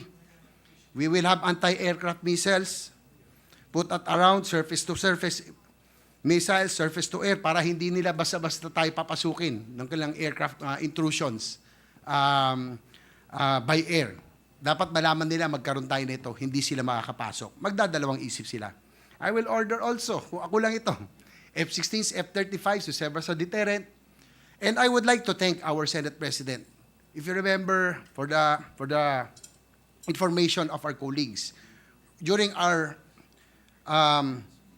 parliamentary visit to France, before the official visit, we went to Normandy, which was 4 hours away, and then went to the naval group to look at where the submarines are being manufactured. We went to the nuclear power plants. Kami dalawa ni Senate President, we left at 8 a.m. in the morning and went back at 2 a.m. So I'm proud to have a Senate President and a Senate that is standing to protect our sovereignty and territorial integrity. Ganun po, para malaman ng honored men in uniform. Si Senate President mismo, actual, pumunta doon sa naval group. Alas 8 na umaga, bumalik kami. Alas 2 ng umaga. We are there. Really, ang concern natin is to how to protect our territories. Kaya, Mr. President, I'm hoping that, again, we need to beef up already. And I'm quite proud that in the Senate, we tried to restore the budget that was cut in the HGAB on the AFP modernization. Because this is already a clear and present danger. Hindi na ito pwedeng baliwalain. If you saw the new pictures, the most recent pictures of the disputed islands, a full-blown military bases na, ang dami na, it's like a city already. Baka magising tayo pag pinabayaan pa natin to. If we continue to become a laggard, baka mamaya po yung Palawan nga ma-annex na nila. So again, I'm quite proud that we have a Senate that is really fighting for our sovereignty. So again, next year, maging makulit man tayo, ulit-ulitin ko, dadagdagan natin ang modernization so that we will have the minimum defense posture that China will respect. Papaalam ko sa kanila, magkakaroon tayong magagandang, maliliit man, pero hindi nila makikita, matatakot sila na pumasok dito. Hindi tayo nalulungkot, galit na po tayo sa kanilang pambabastos at pagyurak sa ating soberanya. Maraming salamat, Ginoong Pangulo. Maraming salamat, Senator J.V. Arcito. I'm glad that you support the committee of your brother, Senator Jingo Estrada, Committee on National Defense. You will be part of the hearings with your brother will conduct during the break about this. Thank you. Mr. President, next to make a short manifestation is the gentleman from Cavite, Senator Ramon Bong Revilla Jr. Our distinguished colleague from the great province of Cavite, the patriotic, heroic province of Cavite, who stood by many invaders from Spain to the United States at one point in time defending the Philippine integrity and Philippine sovereignty. Senator Bong Revilla is recognized. Thank you, Mr. President. I would like to associate myself with a gentleman from Cavite's pronouncement, Senator Tolentino, at narinig ko rin ang tinig ng ating mga kasamang senador na talaga naman nakakapanginig ng laman, Ginoong Pangulo. Sa panahong ito na mas higit at mas masidhi nating dinadama at binibigkas ang lupang hinirang. Lupang hinirang, duyan ka ng magiting, sa manlulupig, di ka pasisiil. Our country is so beautiful and rich in natural resources. Utang natin sa inang bayan ang mga tinatamasa natin ngayon. Kaya naman nararapat lamang na ipagtanggol at proteksyonan natin ang bawat sulok ng ating bansa, Ginoong Pangulo. Tayo'y mga Pilipino, kilalang matatapang. Hindi tayo titiklop, lalo na sa mga panahong ito na sarili nating mga kababayan ang ginikipit, inaalipusta sa sarili nating bansa. Kabitenyo yan. Mga kababayan, Kabitenyo yan. hindi tayo papayag. Hindi dapat tayo pumayag. Taas noo at buong puso tayong maninindigan. Atin ang Pilipinas. Dapat nating ipaglaban ito. Ang mamatay ng dahil sa'yo. Maraming salamat, Ginoong Pangulo. Yan ang totoong Kabitenyo. Gentlemen and ladies, matapang at mahal ang Mr. bayan. President, the gentleman from Isabela and Davao would also like to make a short manifestation. Yes, a distinguished colleague Rafi from Tulfo. Isabela and Davao City, Senator Rafi Tulfo. Idol natin. Hindi lang yung mahirap yung pinaglalaban, pati bansa natin ipaglalaban yan. Thank you, Mr. President. I would like to associate myself with the privileged speech of my good friend, Senator Tolentino. Mr. President, being an honorable member of the international community, we honor our obligations and agreements. We follow the terms of the UNCLOS, believing in its terms and in the protection that it would be provided. But the actions of these nationals have shown disrespect of the terms of the UNCLOS and the arbitral award. Taking a stand for our waters is crucial because if we let go of these brazen acts in the West Philippine Sea, we open all our waters to breach because we show that we allow it. What will stop this nation or other nations from disrespecting our rights under international law on all our waters from the north, east, or south? Manindigan na po dapat tayo. Ang ating katubigan ay buhay at kabuhayan para sa ating mga kababayan. Ito ay pinagkukunan natin ng likas na yaman. Let us explore, utilize, and maximize our water resources, and we can use these funds to provide protection for our waters. Para sa akin po, para sa isang bully, we should speak the language that they can understand And that language that is, we have to stand up. And how we're going to do that, we have to modernize our military. It's about time, Mr. President. Thank Maraming salamat po. Maraming salamat, Senator Rafi. Thank you. Mr. President, at this juncture, as the minority leader would also like to Yes, make a our distinguished manifestation. minority Mr. leaders recognized. Thank you. Thank you, Mr. President. So let me congratulate our colleague and thank him for bringing this to our attention and for revealing for the first time the footage. Hindi po si Senate President nakita na po niya, pero ako po, first time ko po ito nakita. And if our colleague would answer some questions, Mr. President. Willingly, Mr. President, Minority Leader.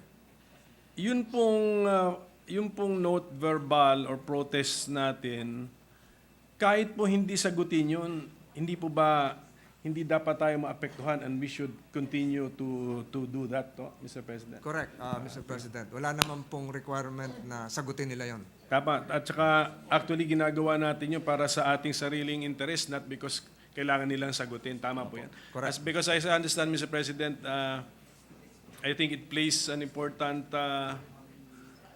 role in international law so that in the future, silence or inaction might be deemed to be acquiescence to action, to questionable action, Mr. President. Correct, Mr. President. So, in effect, ang panawagan ko po sa ating mga kababayan, huwag po tayong ma-frustrate na kahit sabihing 1,000 na yung protest o note verbal, hindi naman tayo sinasagot, hindi naman natin ginawa yun para sagutin tayo. Kailangan lang natin gawin yun para meron tayong madepensa sa larangan ng international law argumentation, Mr. President. Yes, correct, Mr. President. Naiipon yon incrementally at some point in time, they can have evidentiary basis, Mr. President. Tapos, Mr. President, narinig ko po ngayon ang commitment ng Senate leadership to, in the next budget cycle, to pour funds into Pag-asa Island or in the municipality of Kalayaan para po matulungan ang mga kababayan natin doon to make life more comfortable for them. So pagdating po ng next budget cycle for 2024, maniningil po ako as the minority to remind the majority of the sentiment expressed this afternoon. Kasi tama lang po na buhusan natin ng funds kahit for civil works, for civilian purposes, yung bayan na yun, yung ating mga kababayan na doon nakatira, because actually they are sacrificing for us. Because they are living in that island, inhabiting that island, doing actually some patriotic duty for the Filipino people and the Republic of the Philippines. So, siguro, yun na yung pinakamaliit po natin magawa sa kanila to make life more comfortable in Pag-asa Island, Mr. President. I'd just like to share, but before the good gentleman answers, in our briefing with the intelligence officials, every shipment of goods, rice, meat to the island, even materials, building materials to Pag-asa is being harassed by the Chinese. We are being shadowed by the vessel with the verbal announcement in their PA that it is Chinese territory, even in the island. Yes, they told us. When the Nika Head visited the island, there was a ship about 500 meters from the shore. One of the big ships, if you see the picture, parang nasa harap na yung shore. They surround you with the naval ships and Coast Guard ships. Kaya nakaka-alarma na, Your Honors. And they're being very, very aggressive, and I think we should take action. Just to inform the gentleman, even if we fund it next year, baka mahirapan tayo idala to mga materyales doon kung haharangan ng mga Chinese ships. Dapat siguro sumama tayo doon. Pag-escort ng mga barko, kasama ko si Senator Bato. Sakay tayo sa barko, Senator Bato, i-escort natin yung mga goods and services, dala natin doon sa Pag-asa Island para sa ating mga kababayan na nakatira doon. Pero yes, Mr. President, thank you for that manifestation. Pero the first step is actually to make sure na may funding po sa budget. Yes, natin, yes. Mr. President. Correct, Mr. President. And to really enhance that municipality, which is an LGU. Nakita ko nga lang doon, nag-aalaga sila ng kambing. Yun So, naman, kailangan siguro maraming sources of livelihood, maraming gawain din yung mga naninirahan doon.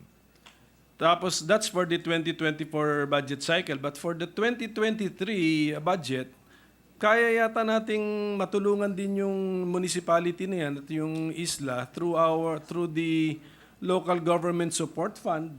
Meron din yung growth equity fund na in the budget process. Ang alam ko, that is really meant for the 2 lowest classes of municipalities. And I believe Pag-asa would be either 4th or 5th class municipality. Correct, Mr. President. So, There can be windows.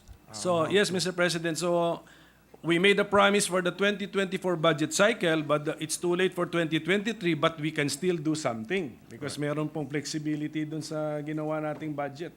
So ayokong gamitin yung salitang bagong bayani kasi ginagamit natin sa OFWs, pero some of them are also disappointed with how government treats them. Pero bayani, actually, yung mga nakatira po sa Pag-asa Island, siguro maybe hindi nila alam, but they are really performing some duty and some benefit for the Republic of the Philippines, Mr. President.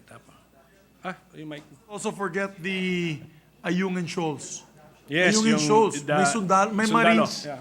Marines ba yun? Nandun or Marines yata? Marines no? po. Yeah, and they BRP Sierra constantly Madre. harassed. Yes. Barrage of noise pollution, light pollution, constantly barraged. And then, Mr. President, siguro, since meron yata tayong activity, siguro just a reminder that diplomacy never ends. Diplomatic effort should always be exerted, but at the same time, this should not prevent us from using appropriate language in our communication, maski na siguro strong language kung kinakailangan. Kasi in this particular case, na nakita natin sa video, meron na kasing physical interference, Mr. President. Yun po yung delikado. Kung unsafe maneuver nga, ground for a protest na yun. Ito po there's a physical interference or intervention. Merong cutting of the rope pa yan. So, even in drafting or crafting our Senate resolution, we can use appropriate language, which means stronger language. Pero diplomasya pa rin po tayo ang ating objective hanggang sa dulo ng panahon. There must be really diplomatic efforts. Correct, Mr. President. Perhaps we can collectively, Mr. President, assign the Office of the Senate President to craft this, and with our approval today, it can be part of the documents to be given to the President when he makes the state visit this coming 3 January, because we will resume session past January 16, if I'm not mistaken. 23. So 23. So the state visit has been consummated. So perhaps the Senate President can do that for the entire body, Mr. President. And then final point, Mr. President, pero on an incidental matter, on space debris. Kasi definitely, mga metallic objects po ito, dalawa. Nasa Pag-asa Island territorial waters, yung isa na recover, yung isa sa Mindoro area. Nahulog po to galing sa space o sa kalangitan. I'm sure hindi naman yan lumapag ng dahan-dahan. That violently slammed on a body of water, Mr. President. So 3/4 kasi ng mundo water. Kung mathematically speaking, 4 na mahulog from space, posible na isa ron sa lupa na. And sa lupa, meron na pong posibleng bahay o ano. So, hindi ba po tayo nababahala na 2 ganong kalalaking metal debris fell from space in Philippine territory, fortunately in waters, and fortunately walang mga sea vessels na tinamaan doon. But we cannot be sure next time it will be on land, Mr. President. I think we should also start worrying about space debris falling on Metro Manila. populated or inhabited places in the Philippines, Mr. President. So, yun lang po, yun lang yung isang angle po na nakita ko na swerte, no? Swerte karagatan, swerte walang sea vessel, pero kung apat yan, 3/4, apat, isa dyan, posible na po sa lupain at posible na po sa bahay, Mr. President. And hindi po yun dahan-dahan babagsak, definitely.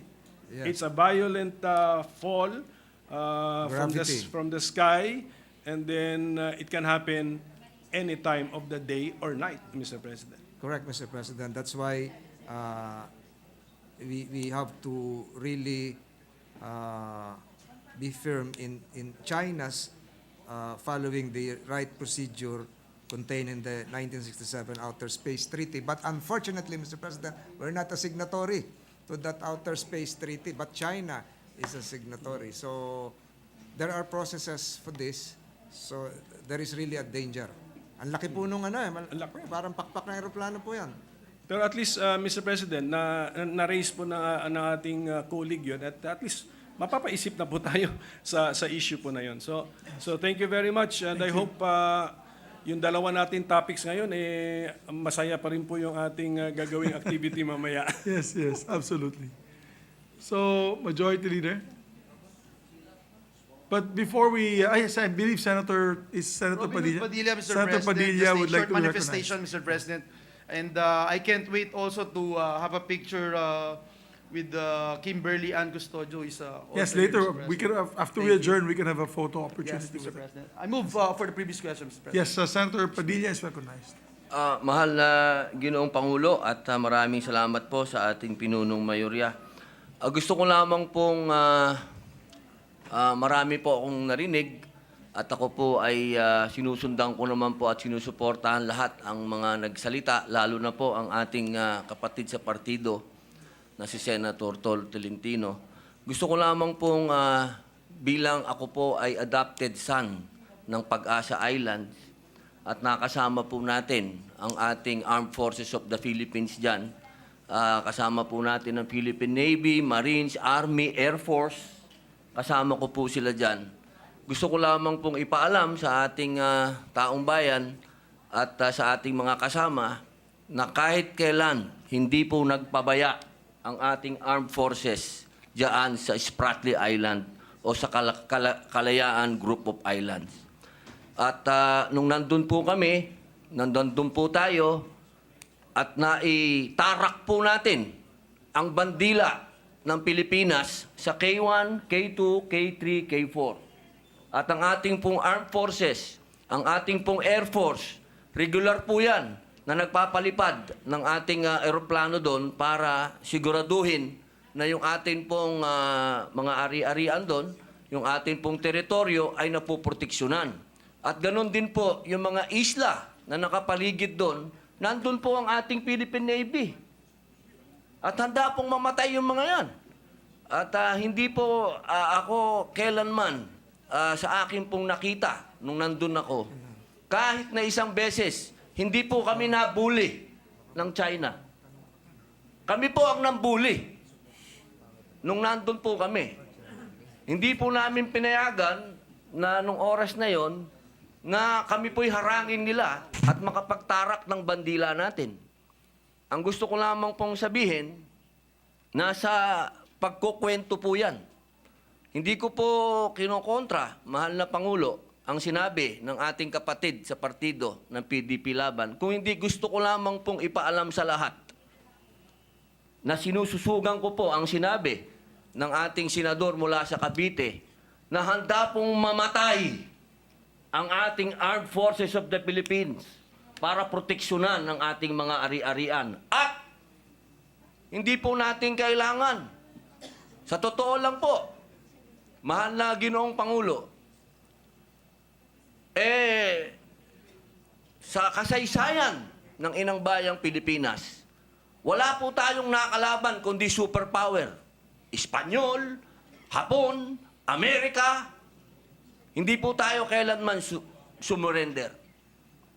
Yan po ay nasa ating kasaysayan. Ang gusto ko pong sabihin, mga mahal kong kababayan, katulad po ng sinabi ng ating minority leader, ang usapin po na ito kung makukuha sa diplomasya, sapagkat pwede po nating sabihin yung UNCLOS, sabihin natin yung arbitral ruling. Ang problema, hindi po yan kinikilala ng China. At hindi po sila membro ng UNCLOS. Kaya hindi po natin pwedeng isaksak yan sa kanila ng isaksak dahil hindi po nila yan tatanggapin. Ang kailangan po natin, mahal na Ginoong Pangulo, ang aking pong huling paalala, dahil meron po tayong Christmas party. Magpapasko po kayo. Can we just kill the negativity?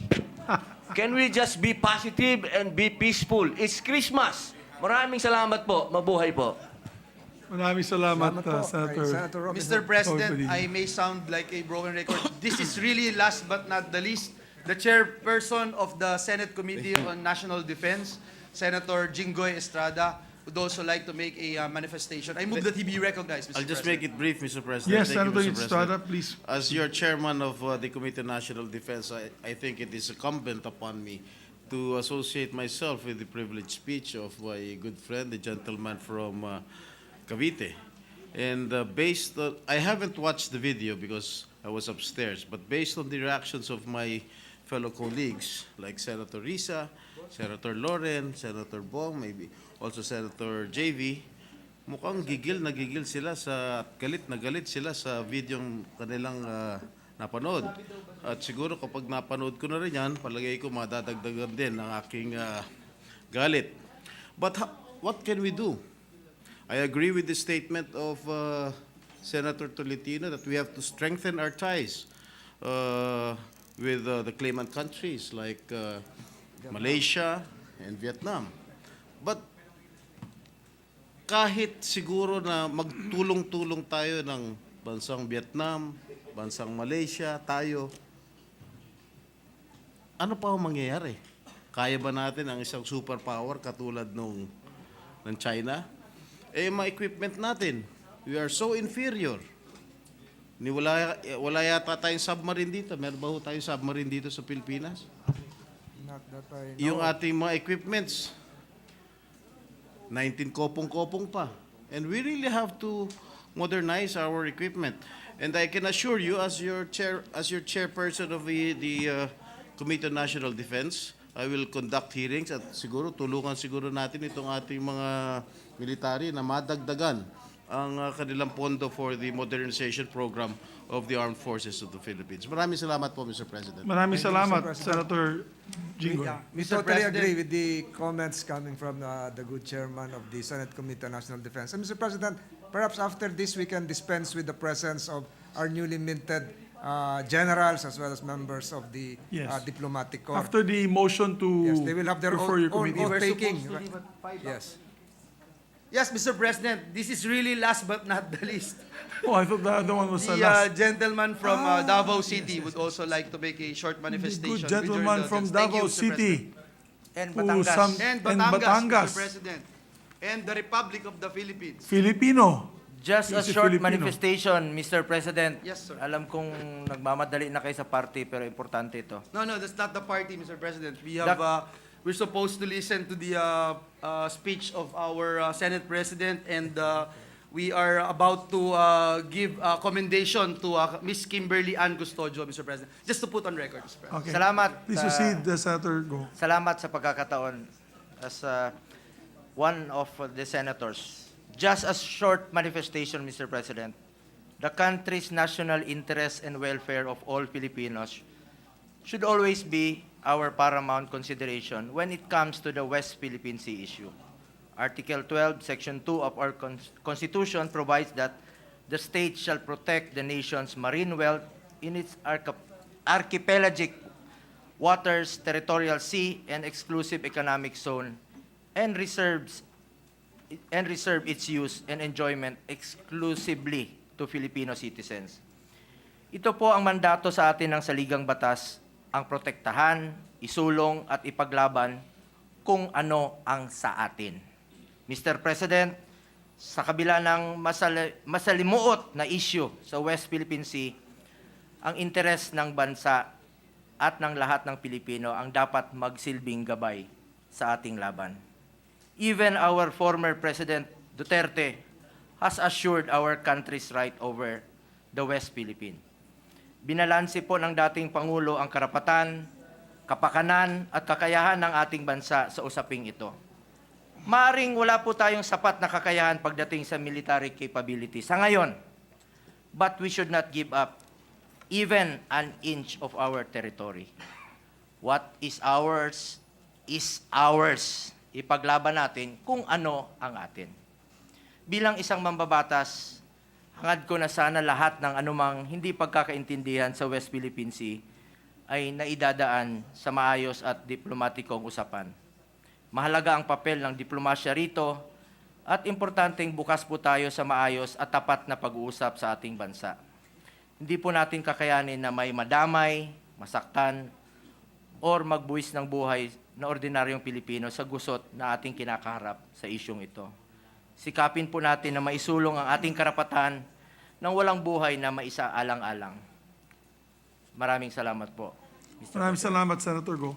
Thank you. Mr. President, at this juncture, move that we refer the privilege speech and the manifestations and interpellations thereon of the distinguished gentleman from Cavite, Senator Tolentino, to the Committee on Foreign Relations as the primary committee and the Committee on Defense as secondary committee.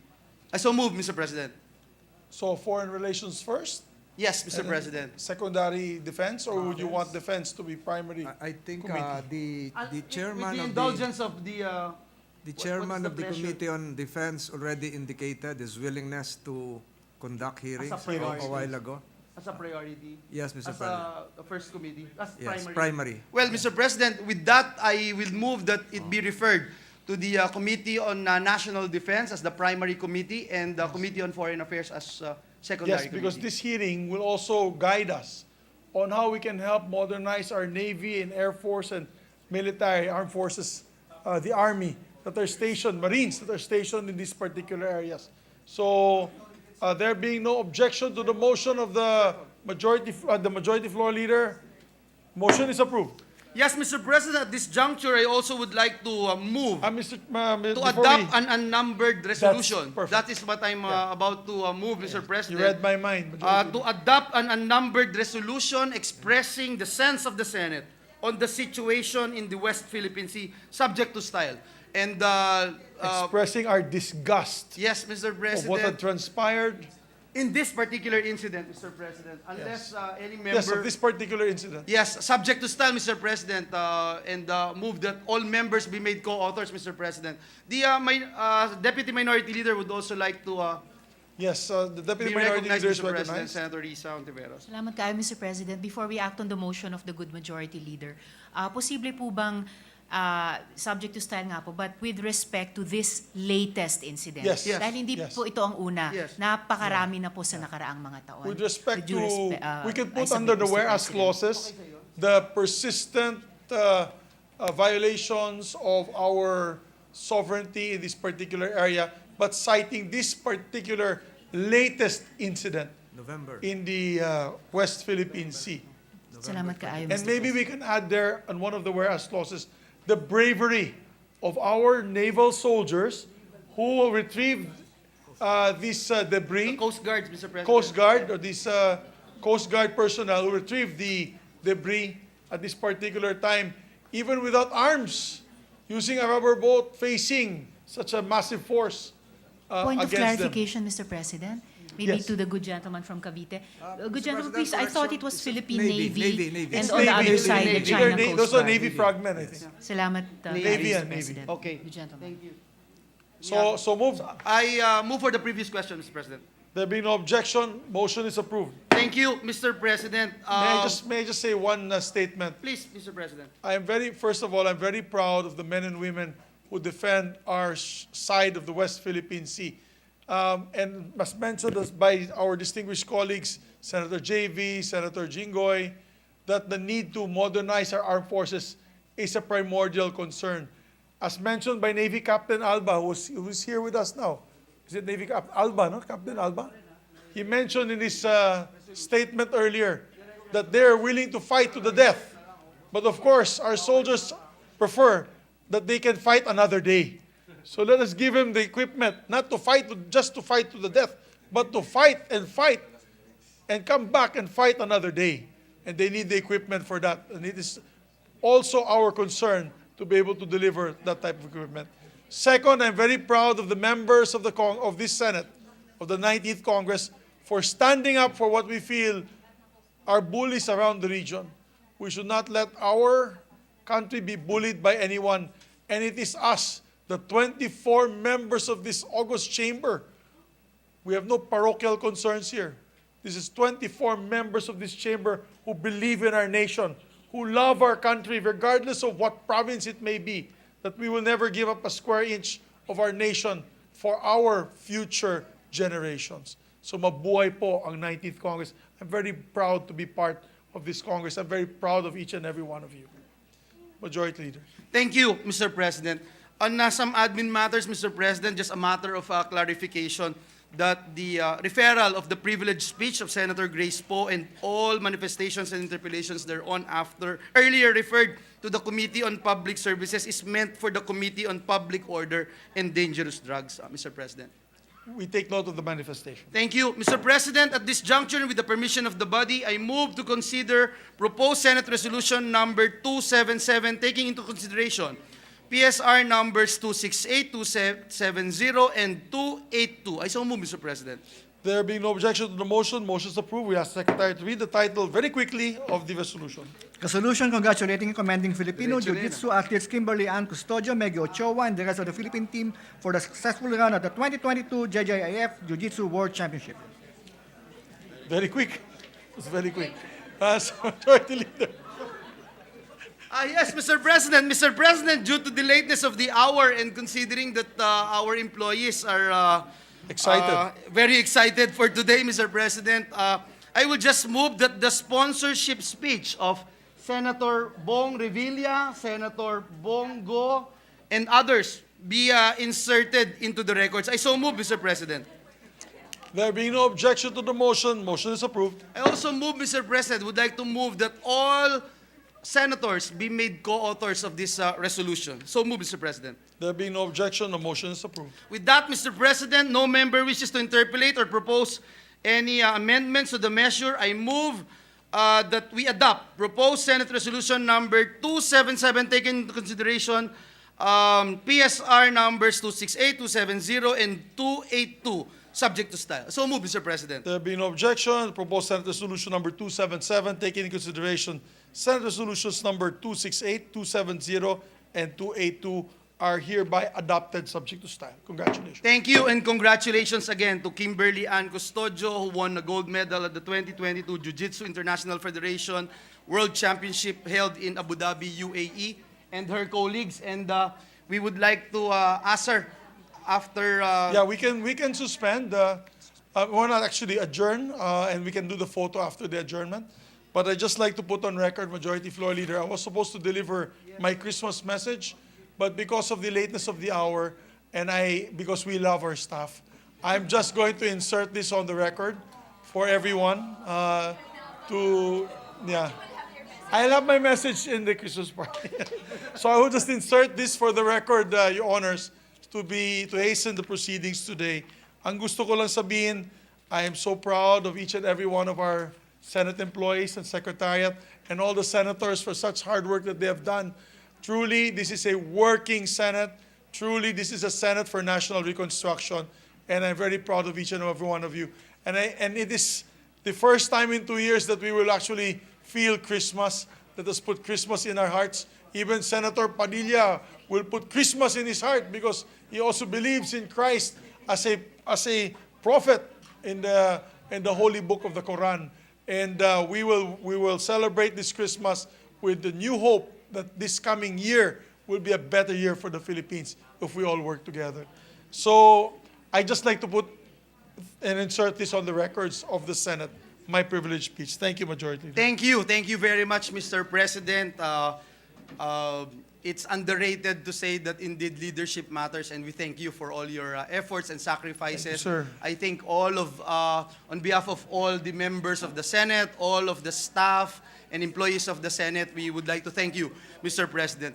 Mr. President, before we adjourn, may I remind our colleagues that there is a standing resolution, resolution number 21, entitled Resolution Authorizing All Standing Committees, Oversight Committees, and Special Committees of the Senate to conduct hearing, meetings, and consultations during every recess of the Senate to have continuity in the process of passing pending proposed legislations and to conduct investigations on issues of national interest to aid in crafting relevant legislation. So, Mr. President, I move that we adjourn the session until 3 o'clock in the afternoon Monday, January 23, 2022.